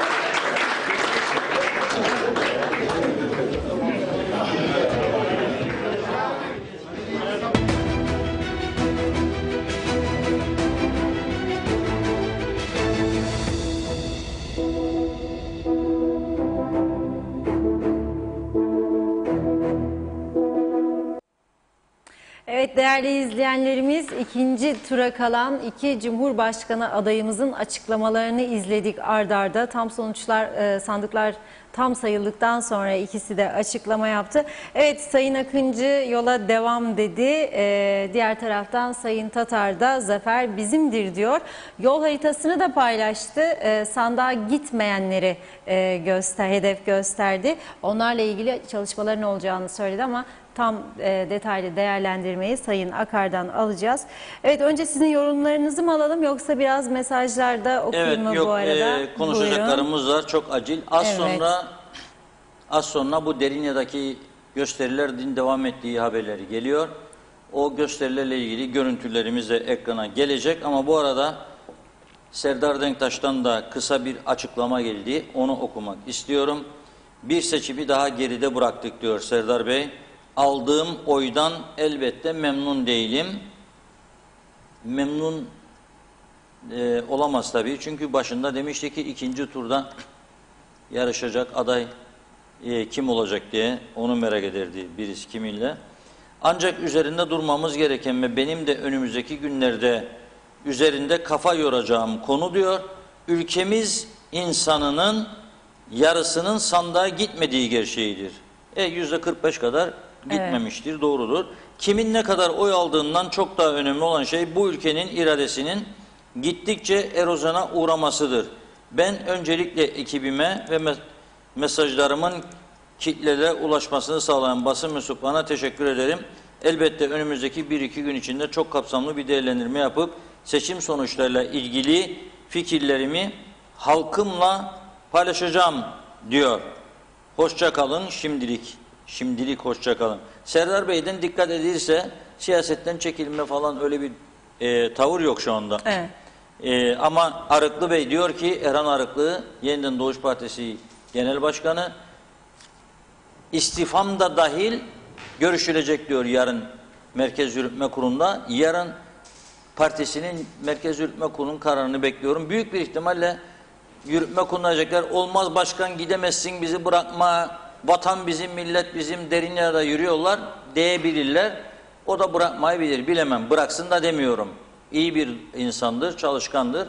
Ayrı mesele ama kararını küçük partiler kendileri verecekler. Sayın Kudret Özersay'ın durum daha ciddi. %21'lerden bir önceki seçimde şimdi %5'lere geldiyse, yani atacağı adımın mesajını verdi zaten. O da diyor ki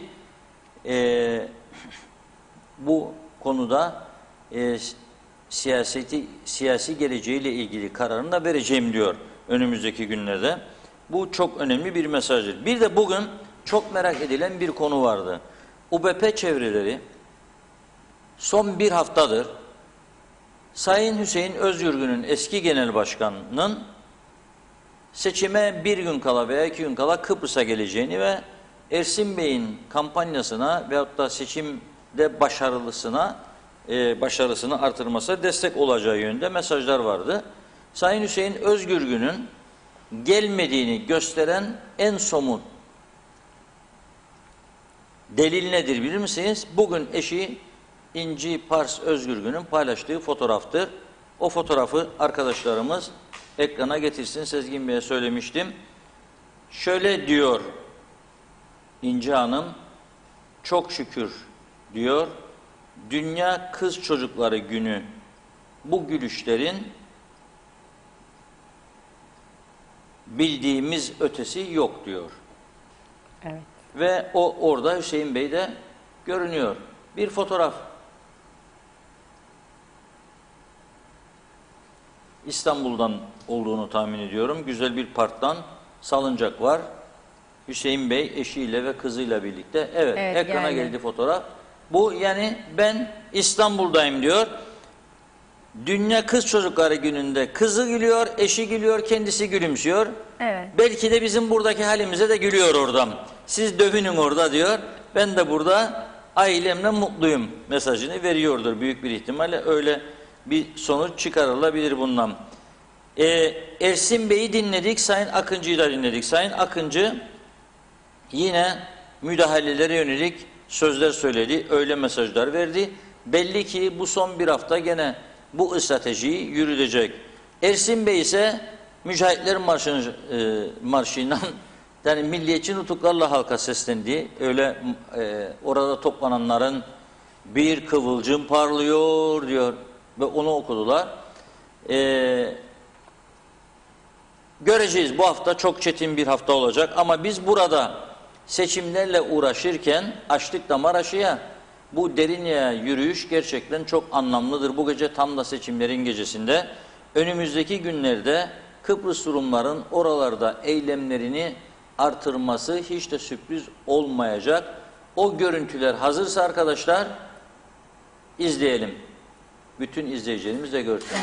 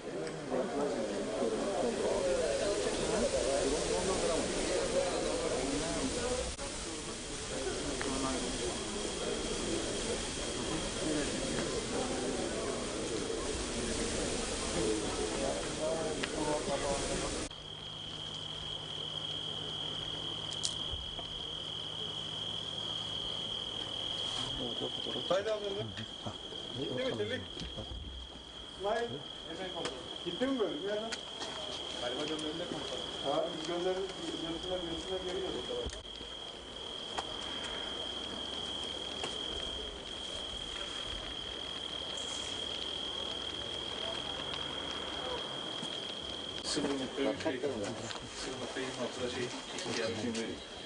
Bir şey yapılan mı? Hemen kameradan çekiyorsun.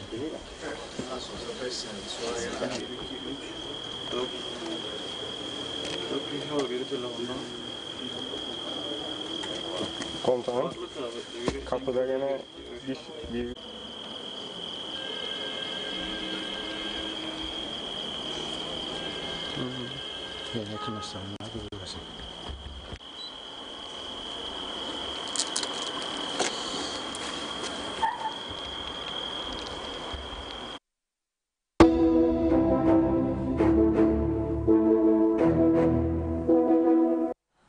Evet Sayın Akar, görüntüleri izledik. Evet, görüntüleri gördük. Bunlar başlangıcıdır. Bu Kıbrıs müzakerelerinin sürecinde daha gelecek. Maraş'ı açma adımını attığımız anda benim söylediğim bir söz vardı. Artık oralarda eylemler hiç bitmez diye Rumların ve bitmeyecek. Öyle kolay değil, askersizleştirdiğiniz siz bir yeri. Kaç yüz tane polis isteyecek oraya şimdi ve nasıl koruyacak? Gene güçlü bir askeri birlik gerekecek. Ve beni en çok üzen de, evet biz Kıbrıs sorununa çözüm istiyoruz, kalıcı bir çözüm olsun, artık savaşlar olmasın. Ama biz başından beri şunu söylüyoruz, artık Rumlar da bu Enosis sevdasından vazgeçsin. Enosis Yunanistan'a bağlanmadır. Peki sen buraya gelip Maraş'taki evlerin için eylem yapıyorsun. Niye Yunan bayraklarıyla geliyorsun? Hani Kıbrıs Cumhuriyeti bayrağı? Yok. Niye teröre yöneliyorsun? Niye? Gördük, etrafı yakmaya başladılar. Ve Rum polisi de bunu seyrediyor. Daha önce Larnaka'da benzeri olaylar oldu. Irkçılık karşıtı festival düzenledi. KİSA adlı bir örgüt ki Rum tarafındadır bu örgütün merkezi. Ve bizim bir Kıbrıslı Türk müzisyenimiz orada çıkıp şarkı söyledi. Bıçaklandı, ölümden döndü. Ve Rum polisinin gözü önünde yaptılar eylemleri. Sahneyi kırdılar, döktüler. Bütün yabancıları kovdular. Türkleri kovdular. Ve şimdi bu eylemciler burada bugün bunu yapıyor. Yani ben gerçekten ciddi bir endişe içerisindeyim. Biz bu tarafta seçimle uğraşırken adamlar o tarafta şiddete yöneliyor. Bu konuda çok ciddi kafa yorması lazım. KKTC'yi yönetenlerin bu seçim işi başka bir iştir. Bu başka bir iştir. Güvenlik her şeyden önemlidir. Buna dikkat edilmesi lazım. İkinci konu beni çok üzen bir sonuç. Bir defa referandum yapıldı bugün. %50.13 hayır çıktı. 49.87 evet çıktı. Yani çok az bir farkla anayasada değişiklik yapılarak Yüksek Mahkemesi'nde yargıç sayısının artırılmasını engelledik. Bunu sağlayanları kutlamak lazım. Bundan sonra hangi yüzde adalet arayacak acaba? Sana örnek verdi Yüksek Mahkeme ama esas suçlusu vatandaş değildir bunun. Esas suçlusu siyasettir. Kim kazanacak, ben kazanayım, ben kazanayım, ben kazanayım diye kavga ettiler ama anayasayı anlatmadılar. Nedir bu anayasa değişikliği? Çoğu bilmiyor. Ve arkadaş diyor ki sana Yüksek Mahkeme Başkanı 1983'te KKTC ilan edildiğinde 85'te geçtiğinde anayasa oylandığında mahkemenin gündeminde 200 civarında dosya vardı. Şimdi diyor sana 1300'lerde dosya sayısı. Bu 8 tane yargıç, Yüksek Mahkeme yargıcı bakamıyor bu dosyalara. Adalet tecelli edemiyor zamanında. Onun için artırmamız lazımdı. Bunu bile anlatamadık insanlara. Anlatmadılar bilinçli bir şekilde ve referandumda bu şekilde çok az bir farkla hayır çıktı. Şimdi bu yargıçların hangisinin gönlü kalacak? Aynı şekilde bağımsız, tarafsız bir şekilde bu ülkeye hizmet, adalet sağlama. Yok, yetişmiyor. Biz kendi elimizde kendi ayağımıza kurşun sıkıyoruz, farkında değiliz. Lefkeliler oradaki mahkemenin kapanmasına kızarak boykot çağrısı yaptılar. Onlara da buradan mesaj vermiştim. Yanlıştır yaptıkları. O mahkeme binası binanın sağlam olmamasından, güvenlik endişesi yaratmasından dolayı kapatıldı. Bunu da defalarca mahkeme açıkladı, Yüksek Mahkeme. Esas suçlu olan orada mahkemenin kapatılmasının sebebi siyasilerdir. Gelmiş geçmiş hükümetlerdir. Çökmüş bir binayı tamir etmeyenlerdir. Örtülü ödeneklere oraya buraya milyonları bulup verip ama öte taraftan bu binanın tamiratı için 50 bin, 60 bin, 100 bin lirayı ayıramayanlardır. Ona kızın, siz ondan alın hıncınızı, intikamınızı. Yok da mahkemeden alıyorsunuz. Bu ülkede 2 tane kurumumuz vardır güvenebileceğimiz. Birisi yargıdır, diğeri polistir. Ve bu 2 tane kurumun üzerine titrememiz lazım. Aksi halde nasıl duracak bu ülkede? Bugün seçim günü arkadaşlarımız 3 tane mahkeme haberi getirdi. Seçim günü bugün 3 tane mahkeme oldu. Acil, nöbetçi mahkeme. Bu ülkede gittik sonra artıyor suçlar. Mahkemelerin rahatlaması lazım. Yani sizden istediği bir şey de değil. Yargıç sayımı artır diyor. Siz durup durduğumuz yerde seçim arifesinde 500 tane kamu görevlisi alıyorsunuz da Yüksek Mahkemeye 8 tane yargıç alınsın. Yetişip zamanında bunu anayasaya koymuşlar. Bu da yanlış. Aslında anayasanın çıkarılması lazımdı bunun. Ama anlatmadılar. Yani anlatamadıkları için de sonuç böyle oldu. Üzgünüm. Artık bu tekrar kolay kolay düzelmez diye düşünüyorum. Bundan sonra bakacağız artık. Bilmiyorum. Yani bundan sonra mahkemelerden nasıl adalet erken tecelli etsin diye görev bekleyeceğiz, çağrı yapacağız. Gerçekten ilginç bir durumdur. Merak ediyorum bu konuyu. Evet.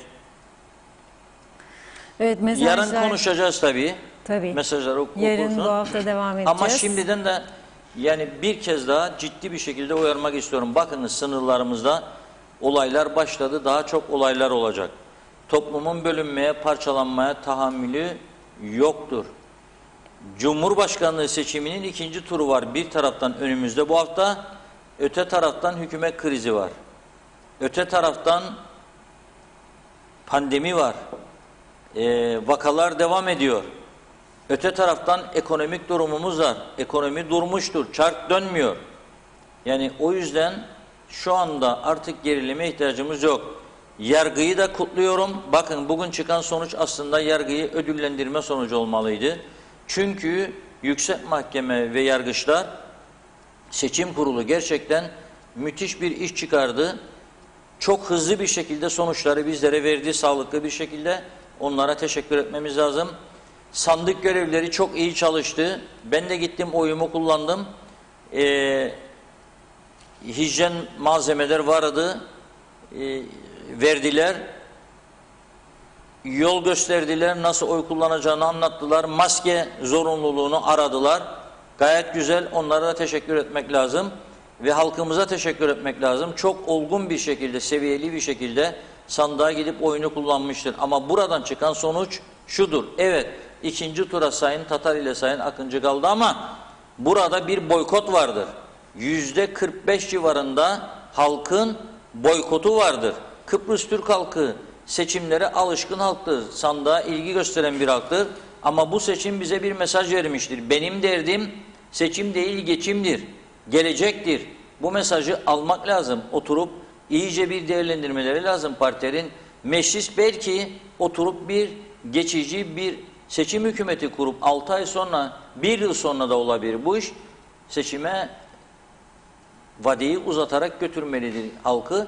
Ama bu arada da bir tarafsız ulusal konsey gibi bir hükümetin gelmesi çok büyük yara sağlayacak diye düşünüyorum. Evet, biraz izleyici yorumlarından paylaşmak istiyorum. Tabii hemen belirteyim, galiba hepsini tamamlamaya süremiz el vermeyecek. Erol Canseç diyor ki, Halkın Partisi'nin başına siz gelirseniz eminim tekrar bu partiyi iyi yere getirirsiniz yorumunda bulunmuş. Sağ olsun. Hasan Nihat Erduran da diyor ki, Kuzey Kıbrıs Türk Cumhuriyeti Anayasası geçici 10 maddeyle can güvenliğimizi TC korur, kollar. Seçim önemsiz, geçim çok önemli. Bu da hükümetin icraatına bağlı. Birleşmiş Milletler statükosunda Türkiye olmadan geçim mümkün değil diyor. 1964'ten beri ambargolu ve izoleyiz. Keşke tüm adaylar bu statükoya isyan etse, sesimizi dünyaya duyursalar demiş. Evet, Gülsün Karadayı Akıncı ile yola devam diyor.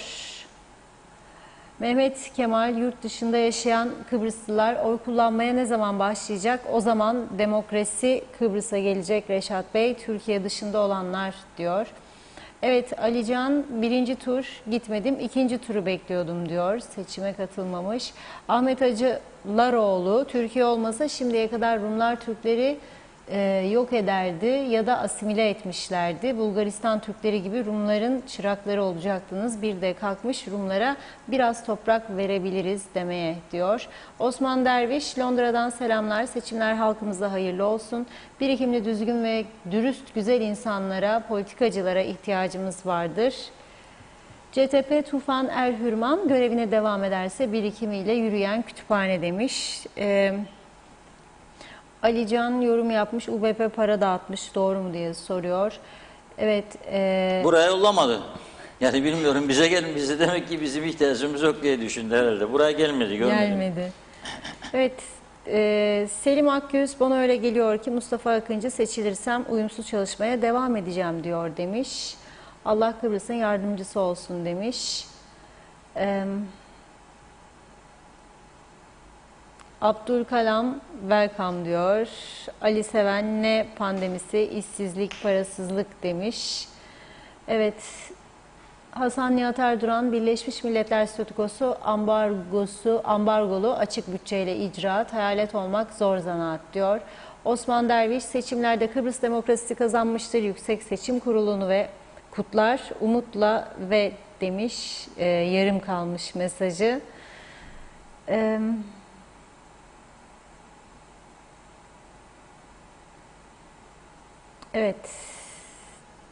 Bakıyorum. Osman Akar, Rumlar kudurdu yine, kapıya dayanmışlar, kaşınırlar diyor. Emin Mehmet, Avrupa Birliği anca içimizi deşer diyor. Yine Osman Derviş, Londra'dan selamlar. Seçimlerde demokrasimizin, halkımızın kazanması bizleri mutlu etmektedir. Zafer çığlıkları atmak değil, barış, huzur ve mutlu güzel yaşam, barış istiyoruz demiş. Hasan Nihat Erduran, Rum Avrupa Birliği Birleşmiş Milletler zamanı oynar, içimizi oyar diyor. Statüko budur, uyanalım derim sadece. Fevzi Ogelman diyor ki, maalesef bu işi ikinci turda Akıncı bitirir. Ve yine Emin Mehmet, çok manidar. Açılım yapılalı kaç gün oldu? Tatar'ın kazanması mı azdırdı bunları demiş. İyi düşün Kıbrıs diyor. Buket Özer, barış isterler ya, buyurun size barış demiş. Özkan Uzay Menteşe de yorum yapmış, eleştirmiş. Hasan Nihat Erdoğan, kadimici komşulara rahat battı gene diyor. Çok kötü bu gidişat.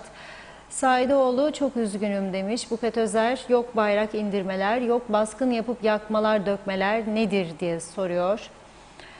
Hasan Nihat, iki bölgeliliği sulandırmak bu yüzden çok yanlıştır, uyanalım demiş. İsmet Ezel, barış şimdi diyor. Emin Mehmet, kilise vazgeçemez, Enosis onların hedefi, bayrakları Yunan'ınki, biz de hala da müdahale etmezmişik demiş. Niyazi Aktaş, askerini istemiyoruz diyenler gitsin oraya korusun sınırları demişler. Evet, mesajlar daha aşağıya doğru devam ediyor Reşat Bey. Evet, şimdi tabii bu Derinle işi çok ciddileşti. Evet. Yani bu konuda uyarmak istiyorum buradan bütün vatandaşlarımızı. Bizim bu da Kıbrıslı Türk gençler, o bölgede oturan vatandaşlar sınıra doğru yöneldi diye haberler geliyor.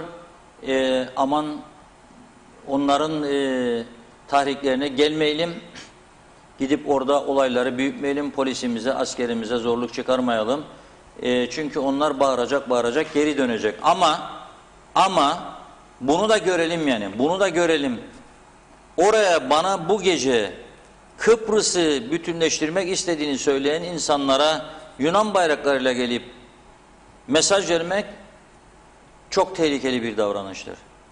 Burası Kıbrıs'tır, Yunanistan değildir.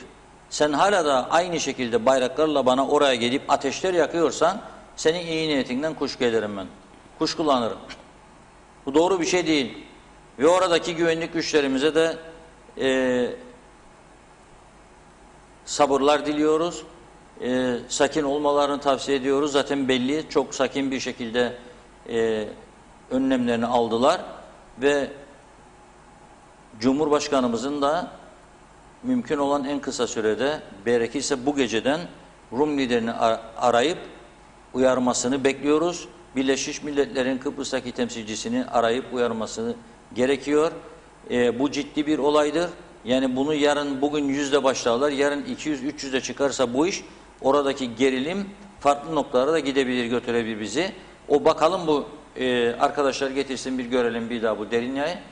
Yani buna bakarak tedbirlerimizi alalım diyorum.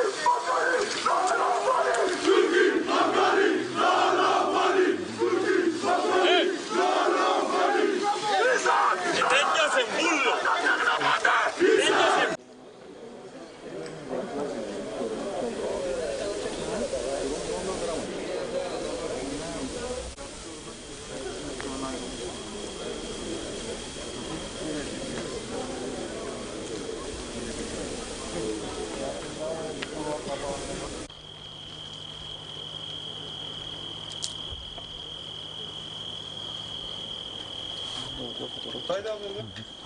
Gitti mi Tillik? İsmail. Efendim komutanım. Gitti mi böyle? Nereden? Kaymakamın önünde komutanım. Abi biz görsünler geliyoruz o tarafa.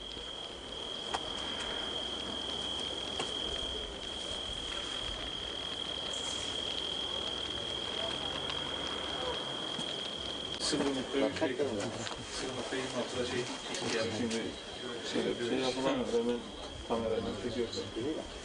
Nasıl olsa 5 sene sonra yani 1, 2, 3, 4 kişi var biri telefondan. Komutanım. Kapıda gene bir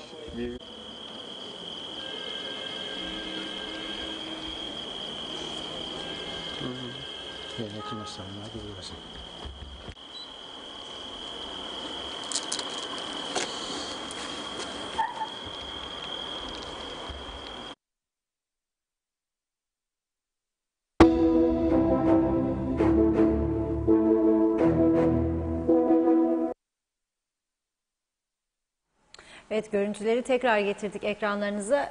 Şimdi yeni görüntüler de elimize ulaştı. Arkadaşlarımız görüntüleri hazırlıyorlar. Yani bu da benim üzüldüğüm, yani benim endişe ettiğim noktaya doğru gidiyor. Bu da oradaki bizim vatandaşlarımız sınıra doğru gidiyor. Şimdi onlar eyleme yöneldi. Yani hiç de hoş şeyler olmayabilir. Bu arada o sloganlarla ilgili bir mesaj geldi. İddiaya göre diyorum, yani bana gelen mesajda o sloganlar şöyleymiş. O sloganlar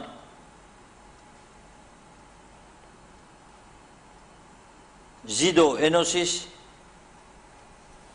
Kıbrıs Türkleri ve Atilla ordusu Türkiye dışarı, İngiliz üsleri defolsun, İngilizler evine, Kıbrıs Helendir, Varoşa Yunanlılarındır. Yani Maraş Yunanlılarındır diyor.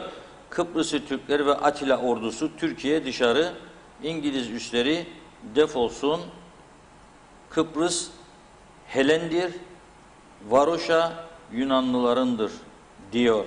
Bu hiç de öyle değildir. Kıbrıs iki toplumundur. Yunanlıların değildir. Kıbrıs'ı Türklerin ve Kıbrıslı Rumlarındır.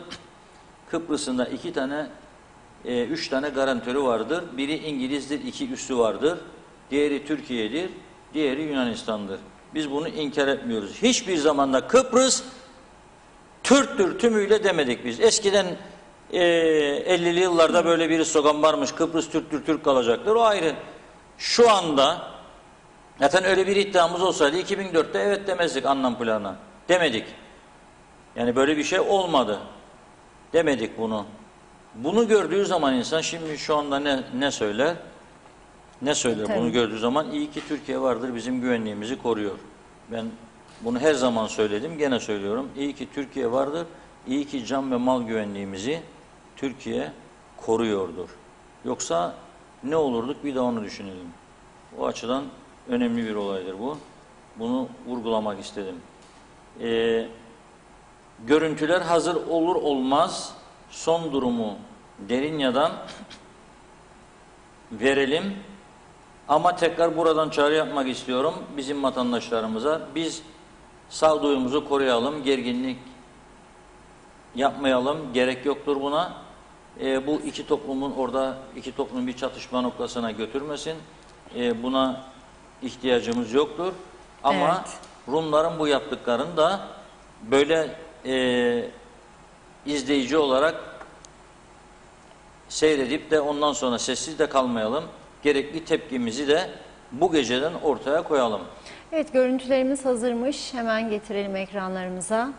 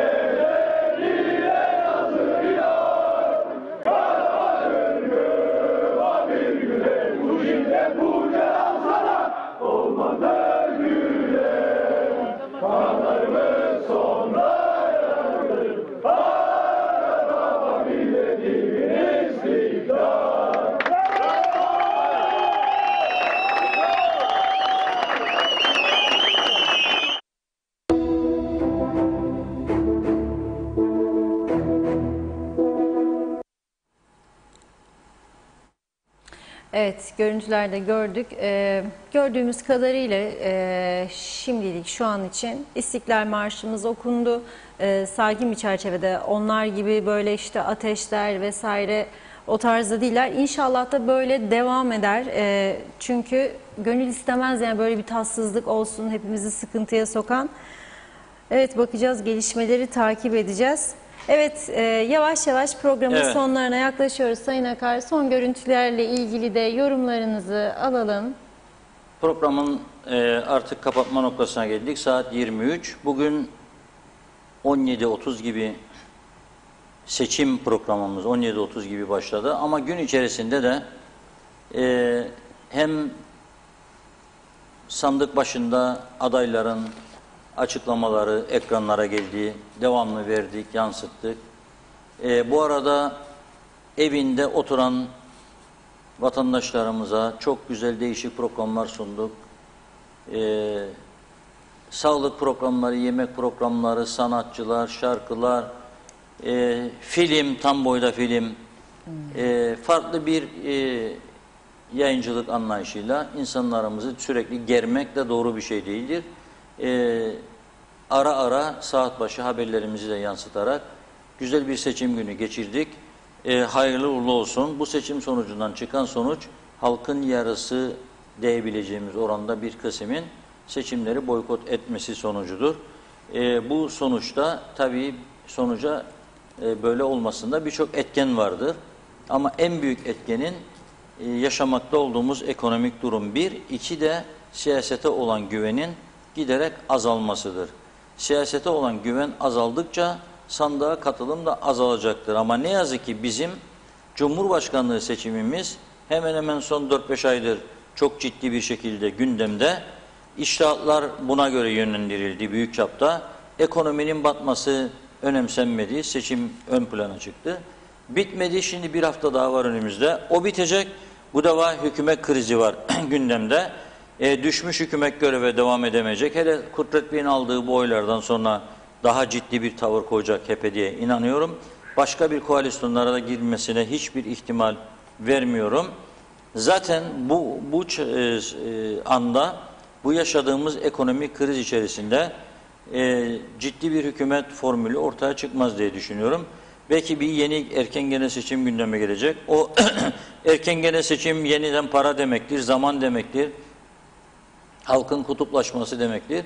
Yani ciddi bir süreç var. Bu süreci ne kadar birlik, beraberlik, dayanışma içerisine geçirirsek daima yapıcı olmaya çalışacağız. Halkımıza doğruları anlatmaya çalışacağız. Zaten yarın yine yeni bir hafta başlıyor ve bu hafta içinde geçmiş haftada olduğu gibi her gün saat 16.30'da sizinle birlikte gündemi değerlendireceğiz. Bakalım sabah uyandığımızda ne tür haberlerle karşılaşacağız? Özellikle Erhan Arıklı Bey'in partisinden çıkacak sonucu merak ediyorum. Kudret Bey'in nasıl bir adım atacağını merakla bekliyorum. Derinya'daki gelişmelerin nasıl bir seyir alacağını hepimiz merak ediyoruz. Yüklü bir gündemle, yine dolu dolu bir gündemle yarın izleyicilerimizle buluşacağız. Ağzınıza sağlık. Çok teşekkür ederiz Sayın Akar, ama ben programı noktalamadan önce tabii bugün inanılmaz yoğundu mesajlar. Şu anda toplam küsurat 200'ü geçti mesajlarda. Tabii ki hepsini okuyamadık ama şu soruyu da sormadan programı kapatmayayım dedim. Kürşat Yılmaz diyor ki Reşat Bey kime oy verdi? Bu bende sır kalsın. Yani şimdi kime oy verdiğimi söylemeyeyim ama oy kullandım. Bir de beni çok mutlu eden bir şey oldu. Kumsal bölgesinde Açık Öğretim Fakültesi'nin oradadır benim sandığım. Oraya gittim, aracımı park ettim. 2 tane kapı var. Eskiden oy kullandım kapıdan içeriye girmeye çalışırken oradaki dışta parti temsilcileri vardı bekleyen 7-8 kişi. Onlardan bir tanesi bana çağırdı. Reşat Bey dedi, sizin sandığınız burada 146'dır dedi. Ha dedim, daha önce bu kapıdan giriyordum, şimdi buradan. Peki nasıl bildiniz dedim. Listeleri kontrol ettik dedi. Kimler oy kullanmadı. Bir de o an şunu dedim. Ya dedim, bir de gidip oy kullanmasaydık yarın diyecekler siz her gün orada bize demokrasi şu bu ahkam kesiyorsunuz. Ama sonra gidip oy da kullanmıyorsunuz. olmaz. Onun için mecburen vatandaşlık görevimizi yerine getiriyoruz. Getirmek durumundayız da. Girdim, 146'da oyumu kullandım. Sandık görevlileri son derece kibar, yüzleri gülen, selamlaşan, son derece mutlu oldum. Bize de yakışan zaten buydu. Demokrasi sınavını her zaman başarıyla verdik. Bugün de başarılı bir sınav verdik. İnanıyorum önümüzdeki pazar da başarılı bir sınav olacak. Adaylara tavsiyemiz germe değil toplumu, yapılacaklarla ilgili güzel görüşler ortaya koyarak, umutlar vererek bu seçimin sonuçlandırılmasıdır. Dolayısıyla bu önümüzdeki hafta zaten bunlar hep birlikte konuşalım. Ama kime oy verdiğimi şimdi söylemeyeyim. İkinci turda bitsin, belki o zaman söylerim ama o zaman da dediğim gibi bir tarafı söylüyorsun, öteki taraf kırılır. Bizim de bu da gazetecilik, haber alma özgürlüklerimiz açısından da sıkıntı yaratabilir. Şu anda da zorlanıyoruz zaten haber alma konusunda. Geçen gün biraz bahsetmiştim. Bir habere bakıyor birisi. Diyor bu haberi bizim çok küçük koydu ama dün ötekini büyük koyduydu. Demek ki ondan yanadır. Ne ilgisi var bunun? Sayfanın yeri dün ona göre uygundu. O daha büyük girdi. Bugün daha sıkıntı vardı. Daha ufak girdi. Yani buna göre bakmamak lazım. Bu da bizim siyasi olgunluğumuzla bağlantılı diye düşünüyorum ama biz her türlü eleştiriye de saygı duyuyoruz. Evet, çok teşekkür ediyoruz. Sevgili izleyenler, Seçim Özel programımızın sonuna geldik. Bu hafta içi de Gündem Özel'de gündemi değerlendirmeye devam edeceğiz. Yarın saatler 16.30'u gösterdiğinde sizlerle birlikte olacağız. Sayın Akar'ın da söylediği üzere hareketli bir hafta bizi bekliyor. Yine hafta sonu seçim programında sizlerleyiz. Şimdilik hoşça kalın diyoruz. Sağlıkla kalın. İyi akşamlar.